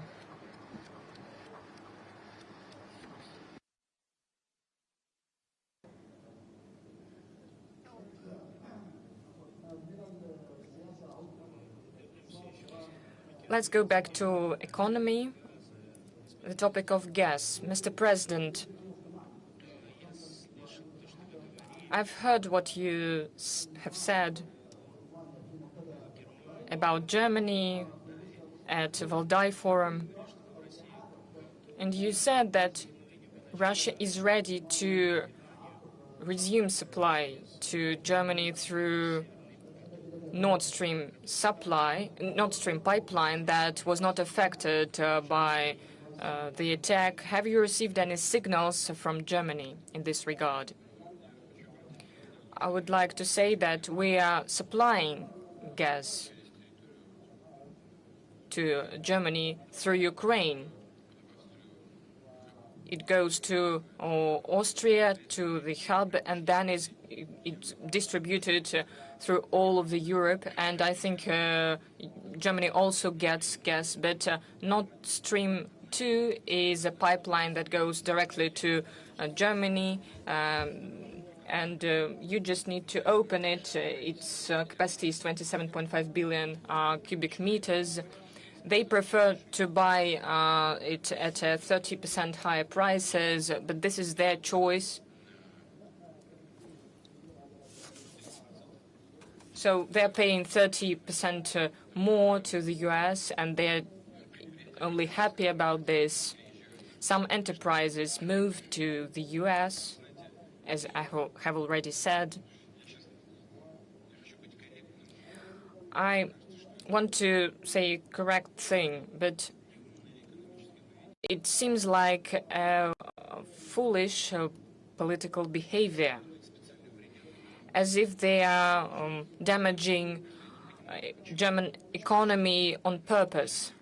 I don't understand why can we supply gas to Germany through Ukrainian territory, but we cannot use Nord Stream 2. Why cannot we offer Poland to open Yamal-Europe pipeline? I cannot understand this. Well, I can imagine when we just cancel everything and close everything, well, okay, we can live with that, but why can we use this pipeline and cannot use the other one? No one understands this. And I think that most of the things that are made in Europe, in economy, are not understood in Germany itself, because we're speaking about very large volumes. Why should we do it like that? Why can we use one pipeline and we cannot use the other one? I have colleagues in Germany. I still have contacts with them, and they don't know what is happening, why the government is making these decisions. We can say only one thing. When our gas reaches Ukraine, even during the Soviet times, it was like that. And this gas goes through the pipelines all over Ukraine. And everything that happens afterwards is just on paper. It is said that it goes through Ukraine to European consumers. They file it in the documents. And what is stored on the in the Western hubs then goes to Europe. And I'm sure the Ukrainians are also using our volumes, because you can't possibly do with our volumes in the pipelines. Why it is so that some are allowed to do that, and let's say Germany for some reasons is not? Well, I can't think of any reasonable explanation, really. So you'd better address this question to them. Well, they have their own Minister of Economy, who's a big expert in the area of children literature. There are also some experts in the area of international relations. Well, there are people you should probably talk to. Well, definitely. You are asking a lot of questions. Maybe you do have an explanation to this behavior, the more so that the pipeline through Ukraine is going all fine and the others are closed. Well, really, I can't come up with any answer rather than it's a purely irrational behavior, as if they are there on purpose to damage German economy as much as they can. Why are they doing it? Why all of a sudden you're allowed to do that and not allowed to do this? I would ask Mr. Miller whether he can explain. No, probably not. And Gazprom is supplying less gas now, and their revenue dropped, but that's fine. Gazprom is feeling very secure and confident. We are expanding gasification inside the country. We're supplying more to other markets. We're constructing pipelines. Why all of a sudden some of the economies like Germany and Europe have to behave in this manner? Well, that I do not know. Once again, there is no reasonable explanation to that. And I'm sure if you would ask them, I'm quite confident they wouldn't come up with any kind of sensible answer. Maybe they would be sharing their thoughts on the idea, but I hardly believe there is a possibility to formulate anything meaningful. Well, the situation that you've drawn to us, the data that you shared, the statements you make that some countries of Europe are buying LNG from the United States at excessively high prices instead of buying cheaper Russian gas. What are your expectations regarding what is happening in the world right now, what is happening in Ukraine, in the Middle East? Do you expect that this situation would be continued, and whether the European countries will continue buying LNG at high prices from the United States?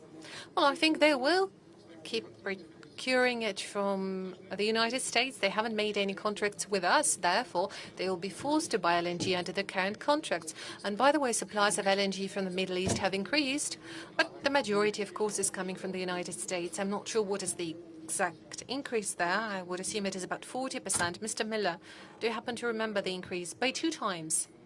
Yeah, twofold increase of procurement of LNG from the United States, which is 30% more expensive than the pipeline gas from Russia. Well, you can easily calculate the feasibility of this decision. The competitiveness is dropping. It doesn't make any sense to produce the fertilizers, really, because the unit economy won't work in this case.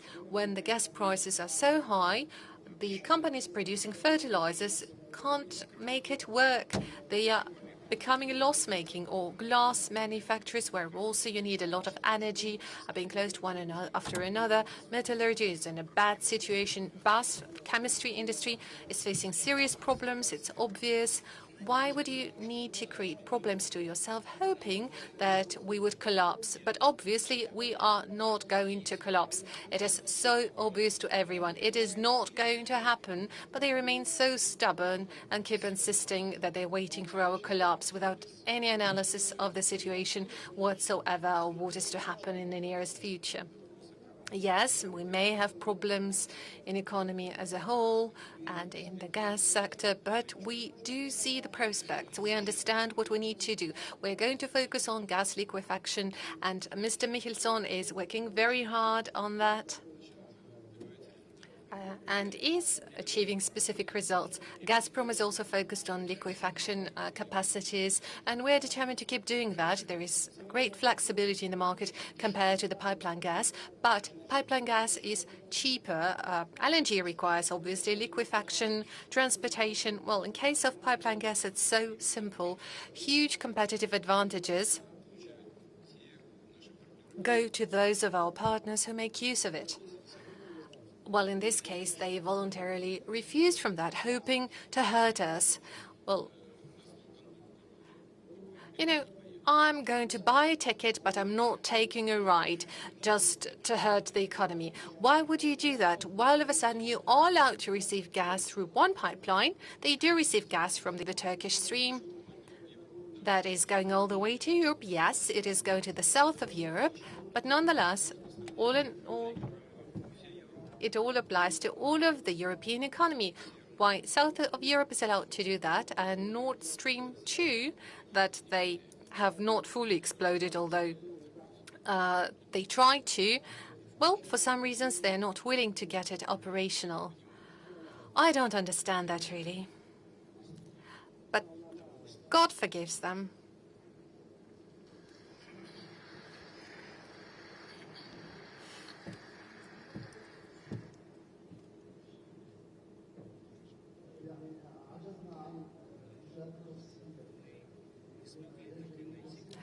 Well, we have not been able to find any kind of political or economic explanation to what is happening, but probably there can be a psychological explanation to that in terms of morale. Do you agree? No, I disagree. If that would be about morale, then you would have to state we are not going to buy any gas, be that from Ukraine or from the Turkish stream. That would be a matter of principle. We cut it off. We're not getting any gas from Russia. We'll eat grass, but we are not going to pay a penny or a euro to Russia.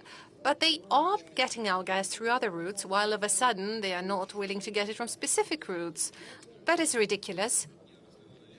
Well, probably that they've said it once, they realized it was poorly thought through, but there is no turning back. Well, not, I really don't get it, but you'd rather ask them. You should ask Chancellor of Germany or the Minister of Economy or the Minister of Foreign Affairs. Any major political figures of today will definitely give you an answer.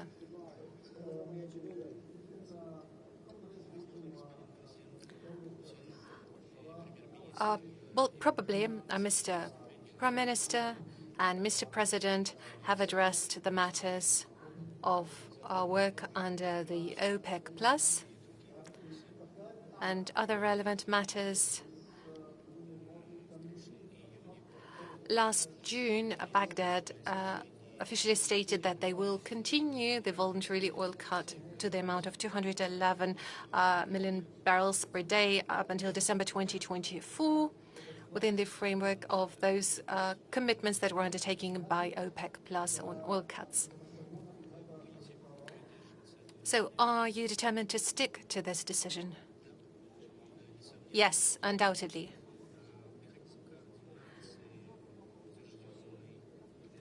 The coordination mechanism that we have in place to counteract all the challenges that we're facing allowed us to achieve a market stabilization. We stopped it from dropping and falling apart. We have been able to preserve the stability and the balance between the supply and demand, and the arrangements that we have in place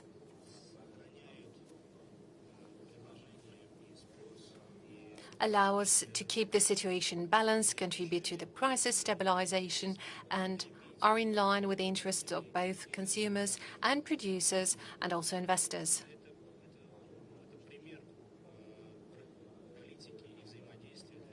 So this is really a great example of proper cooperation to quickly react to that kind of challenges. Well, probably President Putin would react. In your speech, you've mentioned chaos that is being spreaded by the West through politicizing of the energy sector. Is there a threat to the blockade of a market so that the United States is trying to conquer a bigger share? And this question also relates well to what Prime Minister of Iraq was saying. Are you interested in continuation of the OPEC Plus deal after 2023 all the way to 2024? I think most probably, but I should definitely consult my colleagues because the decisions are taken virtually in consensus. We always reach an agreement, and even if there are discrepancies and deviations in our positions, we always search for a consensus. And in this regard, a major role is being played by the Crown Prince of Saudi Arabia, who is very active in this regard, truly professionally. But as of today, it looks like that we are willing to continue this cooperation. But I also would like to draw your attention to the fact that it is not just about oil production cuts by 2.5 billion barrels per day. That's the current cut, I guess. But this is also about cooperation in the area of technologies, HR matters, training of employees, and so on and so forth. Those matters are very important. All of them are bringing us together. Whether we will have to do something together in order to stabilize the markets next year, well, I do not exclude such a possibility. Most probably, yes, but we will have to see how the world economy evolves, what would be the level of demand.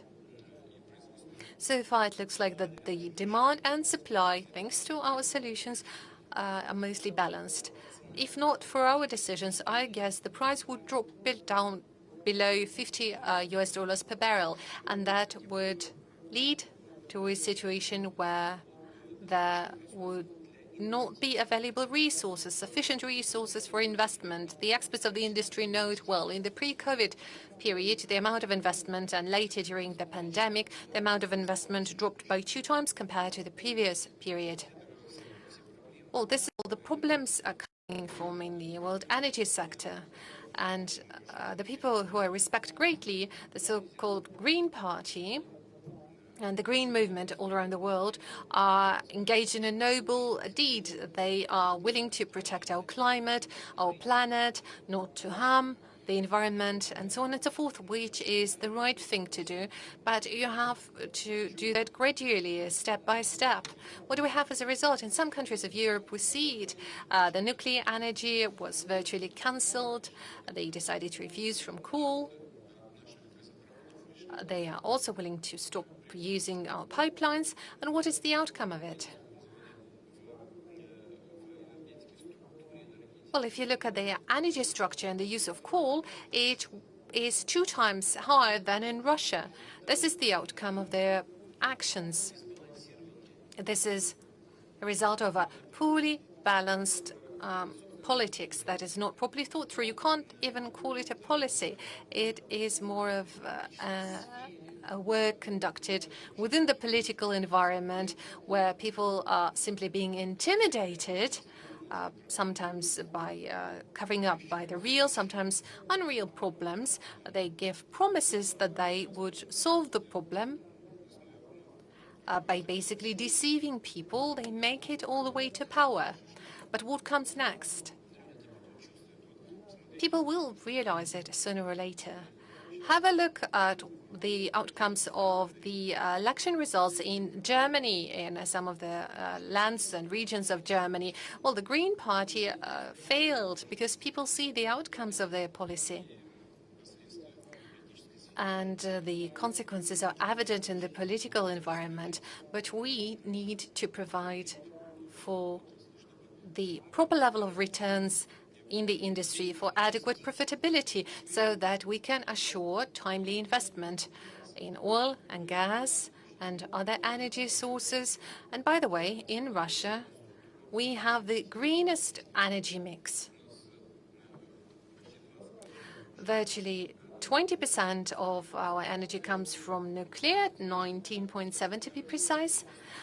More or less the same amount goes to the hydropower generation. A fairly small amount, about 0.8%, well, almost 9%, even 2%. Well, I hear it from Deputy Prime Minister that's already 2% going to renewable energy sources, and 43% comes from gas. This is the most environmentally friendly energy fuel among all hydrocarbons. So our energy mix is one of the greenest in the world, and we are determined to do more. In the nearest years, we're willing to increase nuclear power generation to grow it from 20 up to 25% share. So it all has to be properly thought through. We have to do it step by step, and then we will achieve success, among others, on our way to the green agenda. We have plans in place to achieve net zero, and we are determined to do it. So, if I may,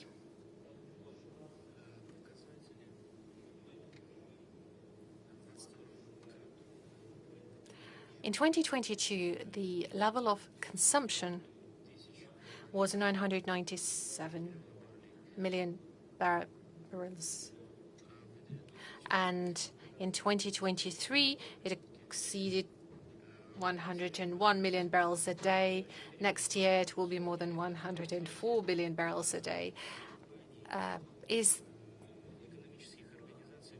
Well, that is most probably affecting the decisions to be made by the countries and investors, their decisions to invest or not to invest in the oil and gas industry. And soon, this situation will lead to the fact that the energy prices will go up. And we hope that investment and financing for the projects will be made available in order to preserve the security of supplies and the price stability.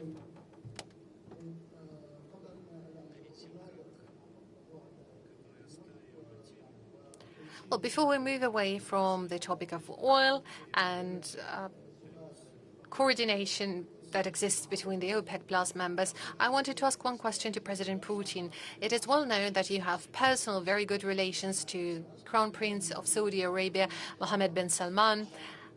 Those relations of yours, do they contribute to greater stability on the oil market? Well, the easy answer would be to say no, we're simply business people, we're doing business. And that is the case because Crown Prince is primarily guided by the interests of Saudi Arabia. It would be strange to happen otherwise.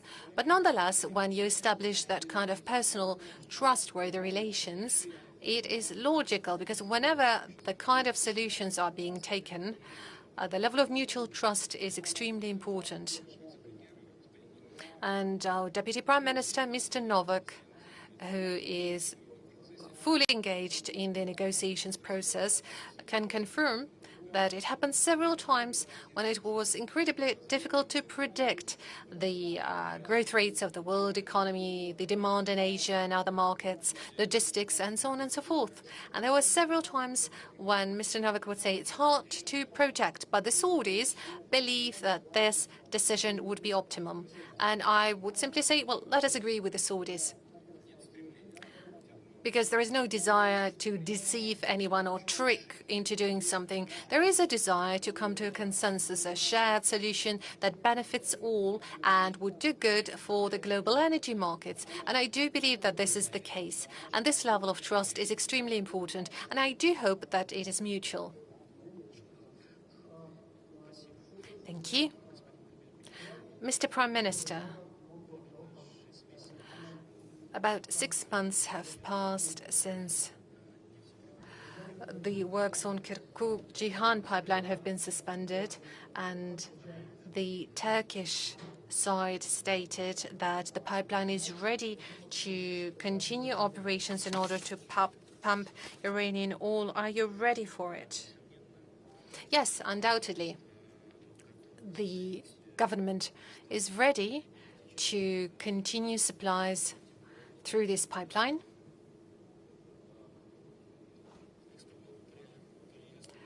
The export was suspended as a result of a decision of the International Arbitration Court, and that was the direct consequence of the earthquake that was incurred by the Turkish side.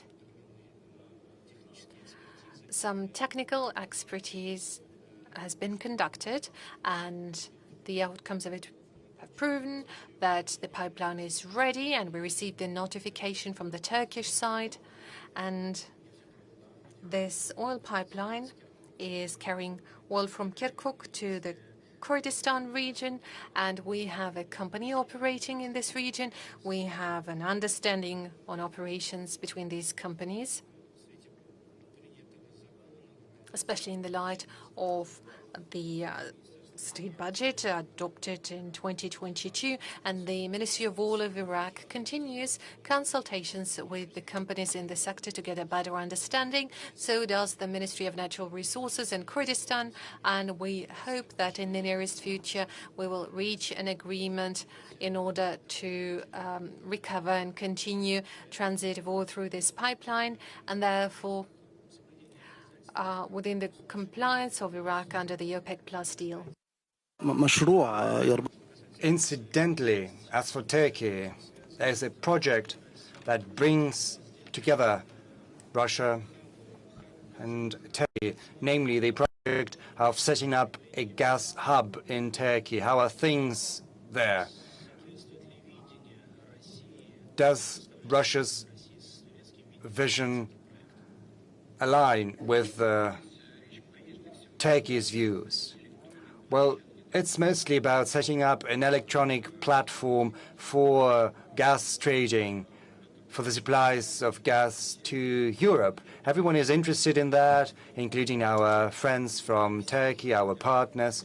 We're interested in that as well as everyone who wants to acquire resources in Europe, because, you know, there are partners like that there because we are supplying gas currently via Turkey. There are two Turks, Turk Stream and Blue Stream, which are operational and they're functioning efficiently, fully loaded, working at capacity, but there are ideas at expanding these capacities. But the first step is setting up an electronic platform, and we do not see anything that would stand in the way because we're interested in that. Turkey also demonstrates interest, and once all of that takes off, and I'm confident that this is going to happen, other interested parties will have a chance to join as well. As a follow-up on gas, Prime Minister, over the recent years, Iraq has been facing some difficulties in importing Iranian gas. According to, well, because of the reasons all too well known, American sanctions against Iran. In particular, there are difficulties brought about by that in terms of electricity consumption, because you rely on Iranian gas for electricity generation. Do you have any plans to diversify your supplies of gas, to expand it to other sources other than Iran? Well, I would like to say that Iran's stance is to keep supplying gas and energy to Iraq. Over the recent years, despite the fact that the payments have not been carried out to the tune of around 11 billion euro, we really faced a problem in terms of sustaining the current level of electricity supply to our citizens, especially during the hot, sweltering summer months.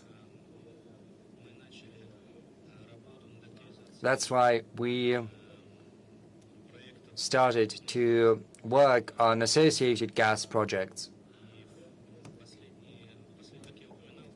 As I pointed out, over the recent years, we were not looking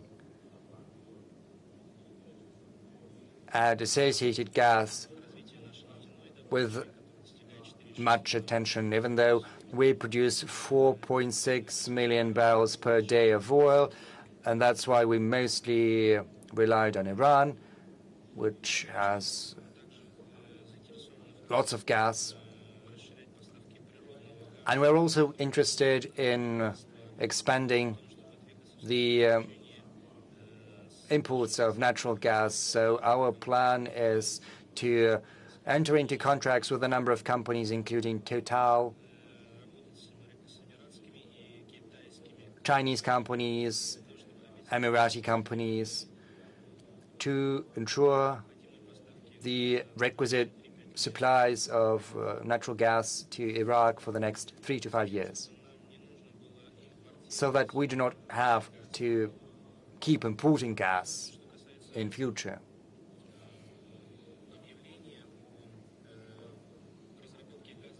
Now, as for the announcement of the development of gas fields, our Ministry of Petroleum is preparing the ground for that, because there are some promising gas fields. There are 10 to 12 blocks which could contribute to expanding our gas extraction capacities. This will satisfy the needs of our power plants and which will make Iraq a big player in the gas market. You mentioned the French company Total. Your government signed a contract with this company to the tune of $17 billion US. Correct. This agreement is actually comprised of 4 agreements related to the exploration of Ardavi field, as well as investment into the gas industry, and also the drilling of new mines, and also the production of up to 1,000 megawatts of energy. How can Iraq strike a balance between the West and Russia in terms of energy and the energy sector? Balance is what we are seeking in our policy, but our priority, of course, is our national interests. And if the national interests of Iraq lead us towards this project, then of course we will continue with it. I would like to get back to Mr. President.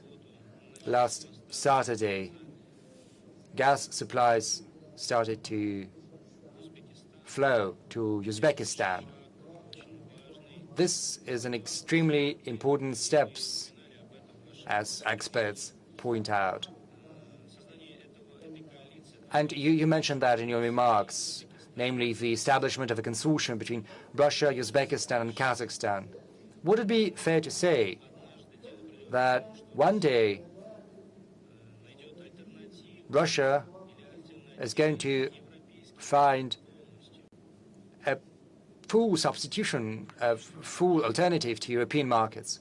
Well, we're almost there. So far, the volumes are lower as compared to the ones we used to have in Europe. But as the economies of these countries grow, the volumes will grow accordingly. I see no problem there.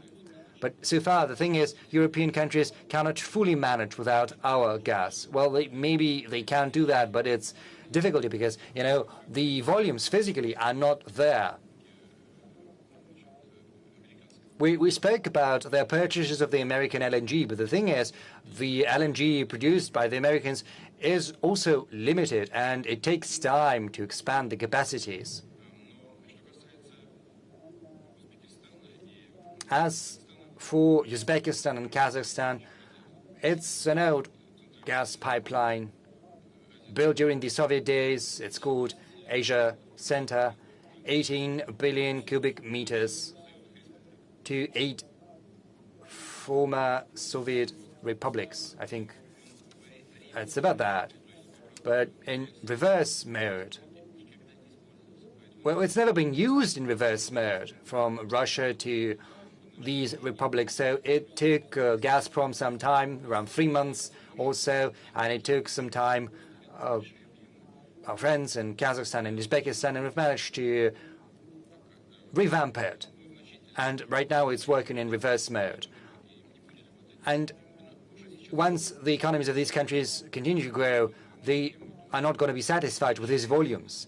We understand that now already, so we're thinking about expanding these supplies. We're also thinking about building a new string of pipeline or maybe upgrading the existing ones. And, you know, Iran was mentioned. Our Iranian counterparts are also talking about the possibility of providing Russian gas supplies to the Iranian markets. And there are many alternatives, many scenarios. All of them deserve attention. As a follow-up to this question, has Russia ever faced any difficulties in terms of technology import or the import of the equipment which is required in the industry? Well, you know, this is a very sensitive subject, very sensitive sphere. And in the past, we used to have serious concerns with as to whether we would be able to overcome these challenges, especially in oil and gas equipment. And so far, we have not been able to fully satisfy our requirements and needs. We have not yet mastered all the competencies, but that said, the situation is changing, and it's changing to our benefit, and very fast to boot. I have just mentioned a plant built by Novatek in Murmansk. It's a plant producing plants, actually. It builds platforms for gas liquefaction, and almost all of that equipment is Russian. I'm not going to go into details because experts have gathered here. They know that better than I do. But there are some things in geological prospecting, surveying, and geological exploration so far. It's difficult for us to reach the same level as our partners in the US or Europe are demonstrating, but we are supplying that we're substituting that with technology from other countries, or we're building some things ourselves. Just remember, some time ago I visited the Russian Far East, and I visited two big Russian companies, one in gas chemistry and also gas production, and the equipment had been produced and supplied by German equipment. It was Lindon. It was a leading player in that. And I asked the heads of these companies, it's Sibur, to be more precise. There's no secret there. So I asked them, how are things? They said, yes, they truly refused to supply any more equipment to us, and that is why they had to defer the commissioning of the facility. But he said that indubitably they would launch the facility a little later than anticipated, but still. I asked about the technology, maybe this wishful thinking, but I do believe what he told me. He said they used to have very good relationships with Linda. There had been no problems whatsoever, but under political pressure they had to withdraw. So what happened? There's a big high-rise in Germany, and right now half of the high-rise is empty, and the lights are off because many people had been laid off. Sibur had to transition to building its own engineering competences. And the thing is, we've got the initial project, namely gas. We've got the markets this gas is destined for. I mean, China and the Asia-Pacific as a whole, these are markets for our products. And that's why engineering orders have started to flow in, and we are becoming a center for engineering competences. This is the outcome, the positive outcome of those ill-thought-through measures taken by Western economies against the Russian economy. Well, it's not always as rosy as that, but the trend is there, and I'm confident that we will be able to keep that trend going. Prime Minister, Your Excellency Mr. Al-Sudani, last May you announced an ambitious plan for developing railroad infrastructure with a view to turning Iraq into a logistical center that would link the Gulf to Europe. You have great hopes for this project. You've also launched the Development Corridor project. So I'll be direct in my question. Are there any hindrances? Isn't this project a rival for the North-South international corridors? Let me tell you a little bit about this development project. It's connected to the port of Al-Faw, and this project dates back to the 1980s. But in light of the developments we were through over the last 4 decades, we failed to develop that project properly. Some steps were taken at the port, but some economic reforms had to be implemented before, and we're currently carrying out these reforms. We're trying to diversify our economy, and we are making investment, trying to take advantage of the geographical position Iraq has. We are resolute to complete this project and to launch the development path corridor. This will connect the port of Al-Faw to Turkey.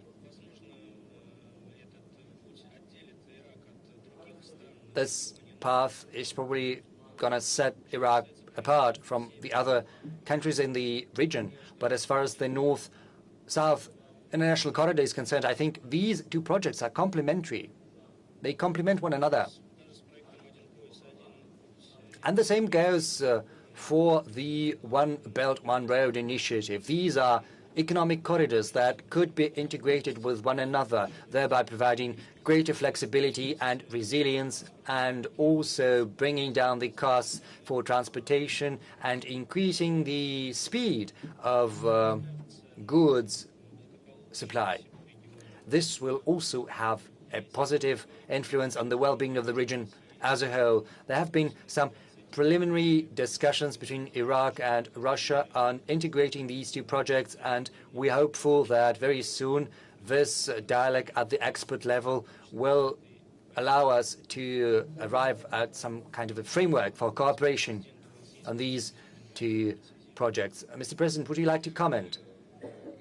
I share the view of my counterpart of Prime Minister. We agree that the more routes we've got, the easier it's going to be for the economic operators to choose the one that suits them best. North-South is a very good option. Many of our projects show interest in this project. Azerbaijan is still interested in that project, and Azerbaijan's territory is the territory the corridor is going to flow through Iran on the one hand, and Azerbaijan and the Gulf. But you know, you asked this question. This new project of Iraq's is no problem at all, because the greater the flow of goods, the better it's going to be. If there's going to be an outlet to the United Arab Emirates or to Turkey, well, it's only for the best. We know about all these discussions, and we are in favor of these projects. Going back to North-South International Corridor, this project goes back a while. There had been some agreements with Iran, but as any kind of progress envisageable in the nearest future, because this project is supposed to connect the port of St. Petersburg via Iran, arriving at Mumbai in India. Experts point out that this project serves Russia's interests because it'll allow you access to southern seas.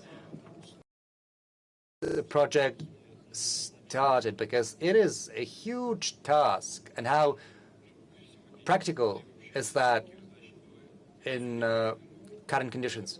There are no easy tasks out there. Everything is difficult, but everything can be implemented. We've got the necessary agreements and arrangements in place. With Iran in particular, the documents have been signed. As far as Azerbaijan is concerned, I'm going to meet President Aliyev during the CIS summit in Kyrgyzstan, and we're sure to have a discussion on this project. Azerbaijan has many current relevant issues, but this project is still on the table, and Afghanistan and Kazakhstan.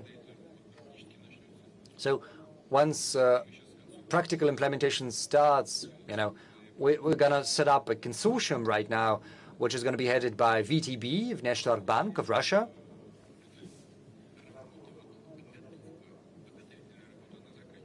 So the preparations are en route to being fully completed. I hope that it's going to start very soon. Mr. Prime Minister, all these development projects are ambitious, and the projects that Mr. President mentioned, all they need a very essential factor for their success. I'm speaking about security and stability. This is what I would like to ask you about, Mr. Prime Minister.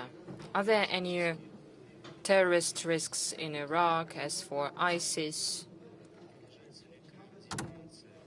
are you continuing the coordination? You mentioned that you coordinated your actions with Russia fighting ISIS. Are you continuing to do that? Thanks God, Iraq managed to defeat terrorism. Now Iraq is not a threat to our statehood. Our security forces ensuring security follow possible movements of the ISIS members that are still left in some regions of our country. They don't have any control on land in Iraq. It's surprising knowing how the situation was developing in the recent years, and this is thanks to the help of our people and our friends. Coordination in fighting terrorism with our friends and partners is continuing. I'm speaking about the international coalition and the Russian Federation. There are threats in Syria. Terrorist groups and organizations continue to function there. They are undermining security. They can get to the Iraqi territory through the border, but our position on Syria is clear and honest. Syria is the part of security of Iraq. That is why we are working on ensuring stability, sovereignty, and territorial integrity of Syria. Iraqi government supports all the international efforts to ensure security in Syria and to fight terrorism there. That is why Iraq created favorable conditions for all the companies. Now we have companies from different countries that work in different provinces. Iraqi government provides necessary conditions for the success of the companies.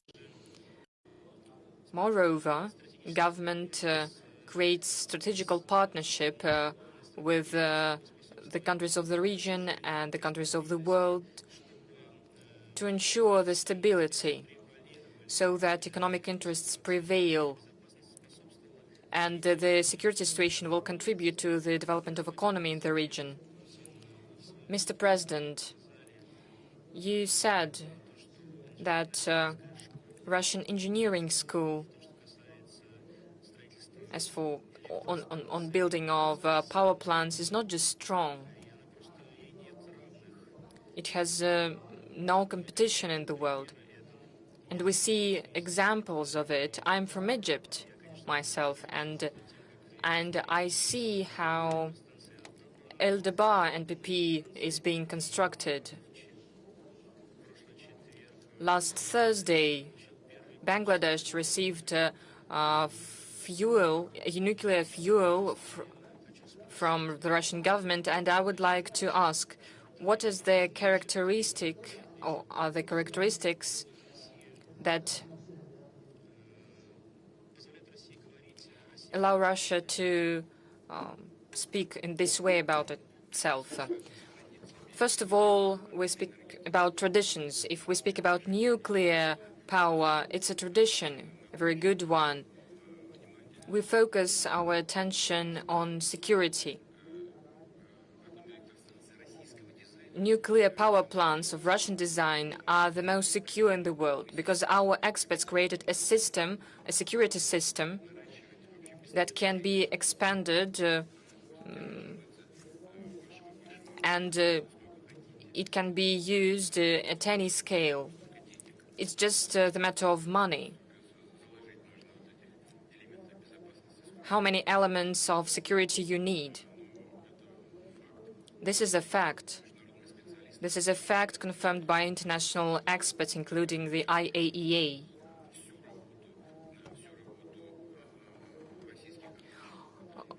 Our work of our nuclear experts is being controlled by the IAEA. What is the difference of what we do and other countries do? Our competitors, countries from the US, Toshiba from Japan and others, will not just construct a plant and make a country dependent on us, as producer and supplier of the fuel and exports, we are creating an industry. This is the main competitive advantage of our country. We are creating an industry for the country we are working in. First of all, we train employers, and they become a very skilled experts of the world level, independent experts. This is what's happening to our Egyptian friends, Turkey, Bangladesh. They're training. The second thing is that we attract a lot of local companies to the work at the first stage, for instance, when we are constructing the structures. But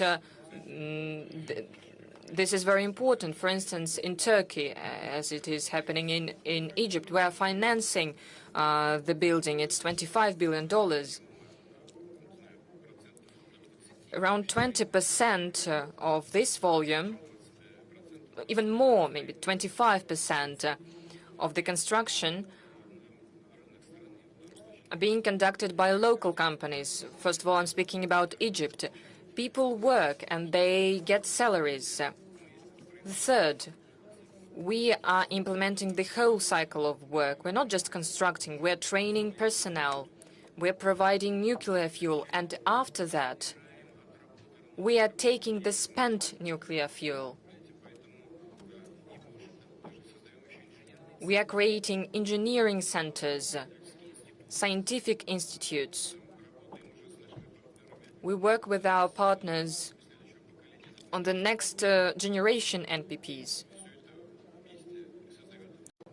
All of this together creates this competitive advantage. And of course, there is competitiveness regarding the prices. I'm speaking about all the complex of the services, constructing, scientific. All of this is the result. 80% of the construction of NPPs is being conducted by Rosatom.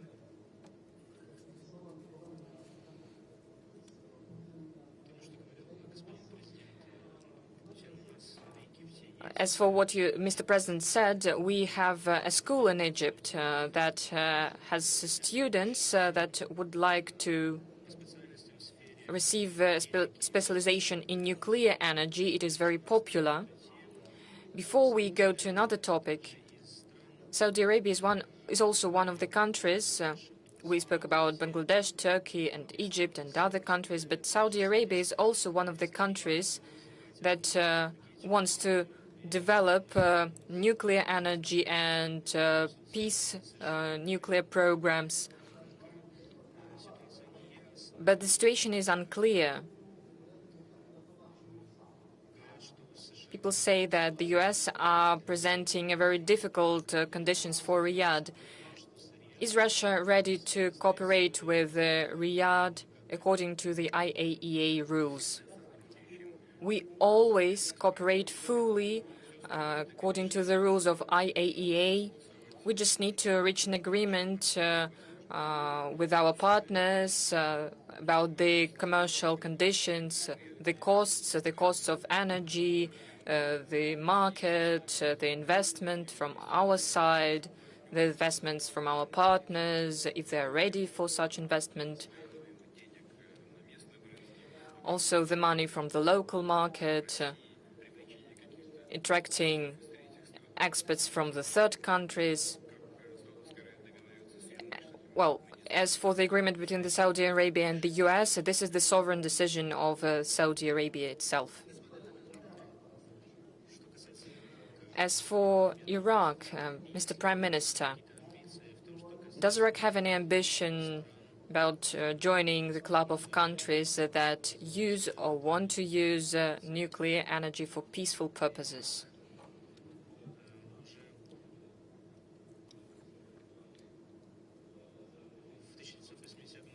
In 1980, Iraq already made attempts.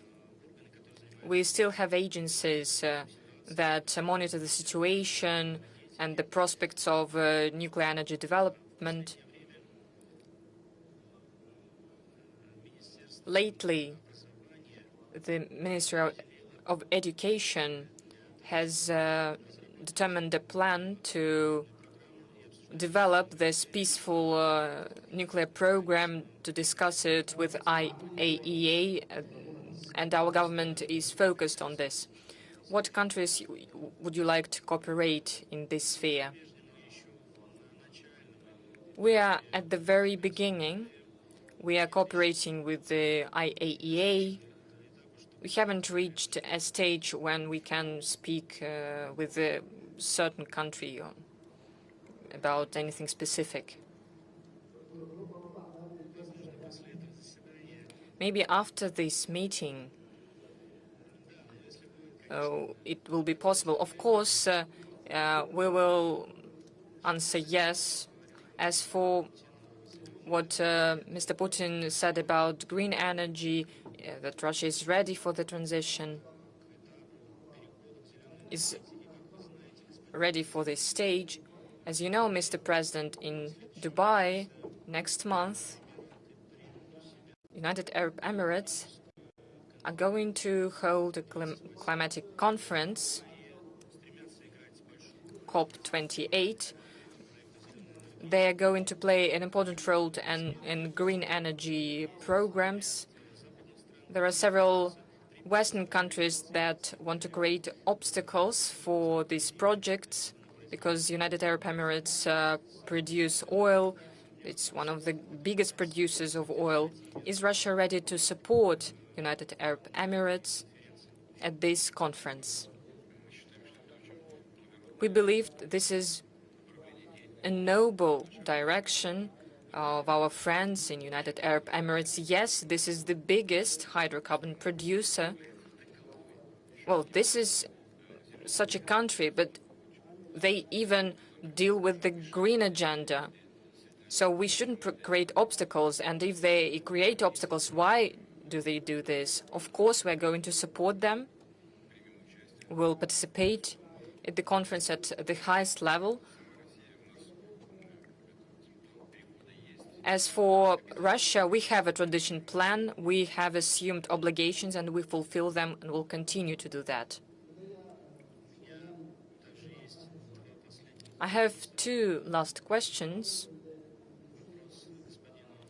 Question to the Prime Minister. Everyone knows, and we have just mentioned it, it's your first visit to the Russian Federation as Prime Minister.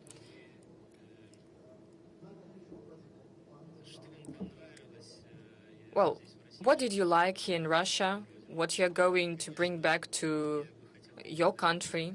First of all, I would like to thank Mr. President for inviting me. As you mentioned, this visit confirms the policy of the Iraqi government to strengthen cooperation with Russia. We discussed a lot of issues in different spheres. We cooperate on the level of ministries, agencies, and companies. We plan the 10th session of Intergovernmental Commission that will take place in Baghdad.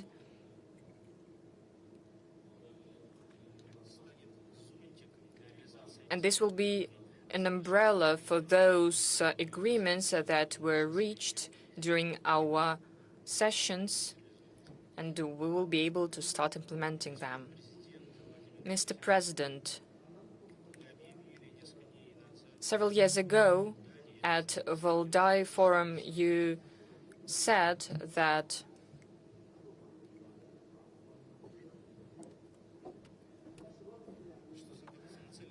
the West will target any country that does not agree with its policy, but we have leaders from Arab and African countries. They visit Russia, they see a friend, they find a partner and an ally here. Your foreign minister, Mr. Lavrov, also works very actively. He is being cordially accepted in different countries of Africa, Asia, Latin America. Do you think that the attempts of West to isolate Russia have failed? This is not the case. In fact, the question is about different thing. Why many support Russia's position? Because we are fighting for a more just, multipolar world order. Why Russia is being supported? Because we are the front line. Why they don't want to support anything else? Because in Africa, no one forgot colonial times. I've just remembered publicly, in 1957, European countries, Belgium, for instance, were bringing African children in cages. It's impossible to look at this without tears. No one forgets it. As for practical policy, colonial thinking is still preserved, and people don't want to suffer from it. They want to change the situation. Russia fights for changing this world order, to create more fair world order. That is why we're supported.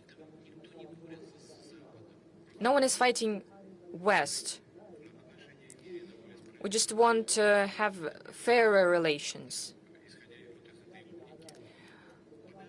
Taking into account this logic, the vast majority of the world community, first of all, bases their decisions on their national interests, and they want to coordinate their decisions with other countries. And of course, we want to do that without any form of pressure. The collective West, for instance, uses sanctions, and this is pressure. They always say that you are not allowed, you cannot, and no one likes it. This is what is left of the colonial thinking of the Cold War period. This is the reason. This is not because Russia is very good. We have our own problems. There are many of them. But we are fighting for a fairer world order. This is the essence of all the processes that are happening now in the world, and we are sure that we are on the right way.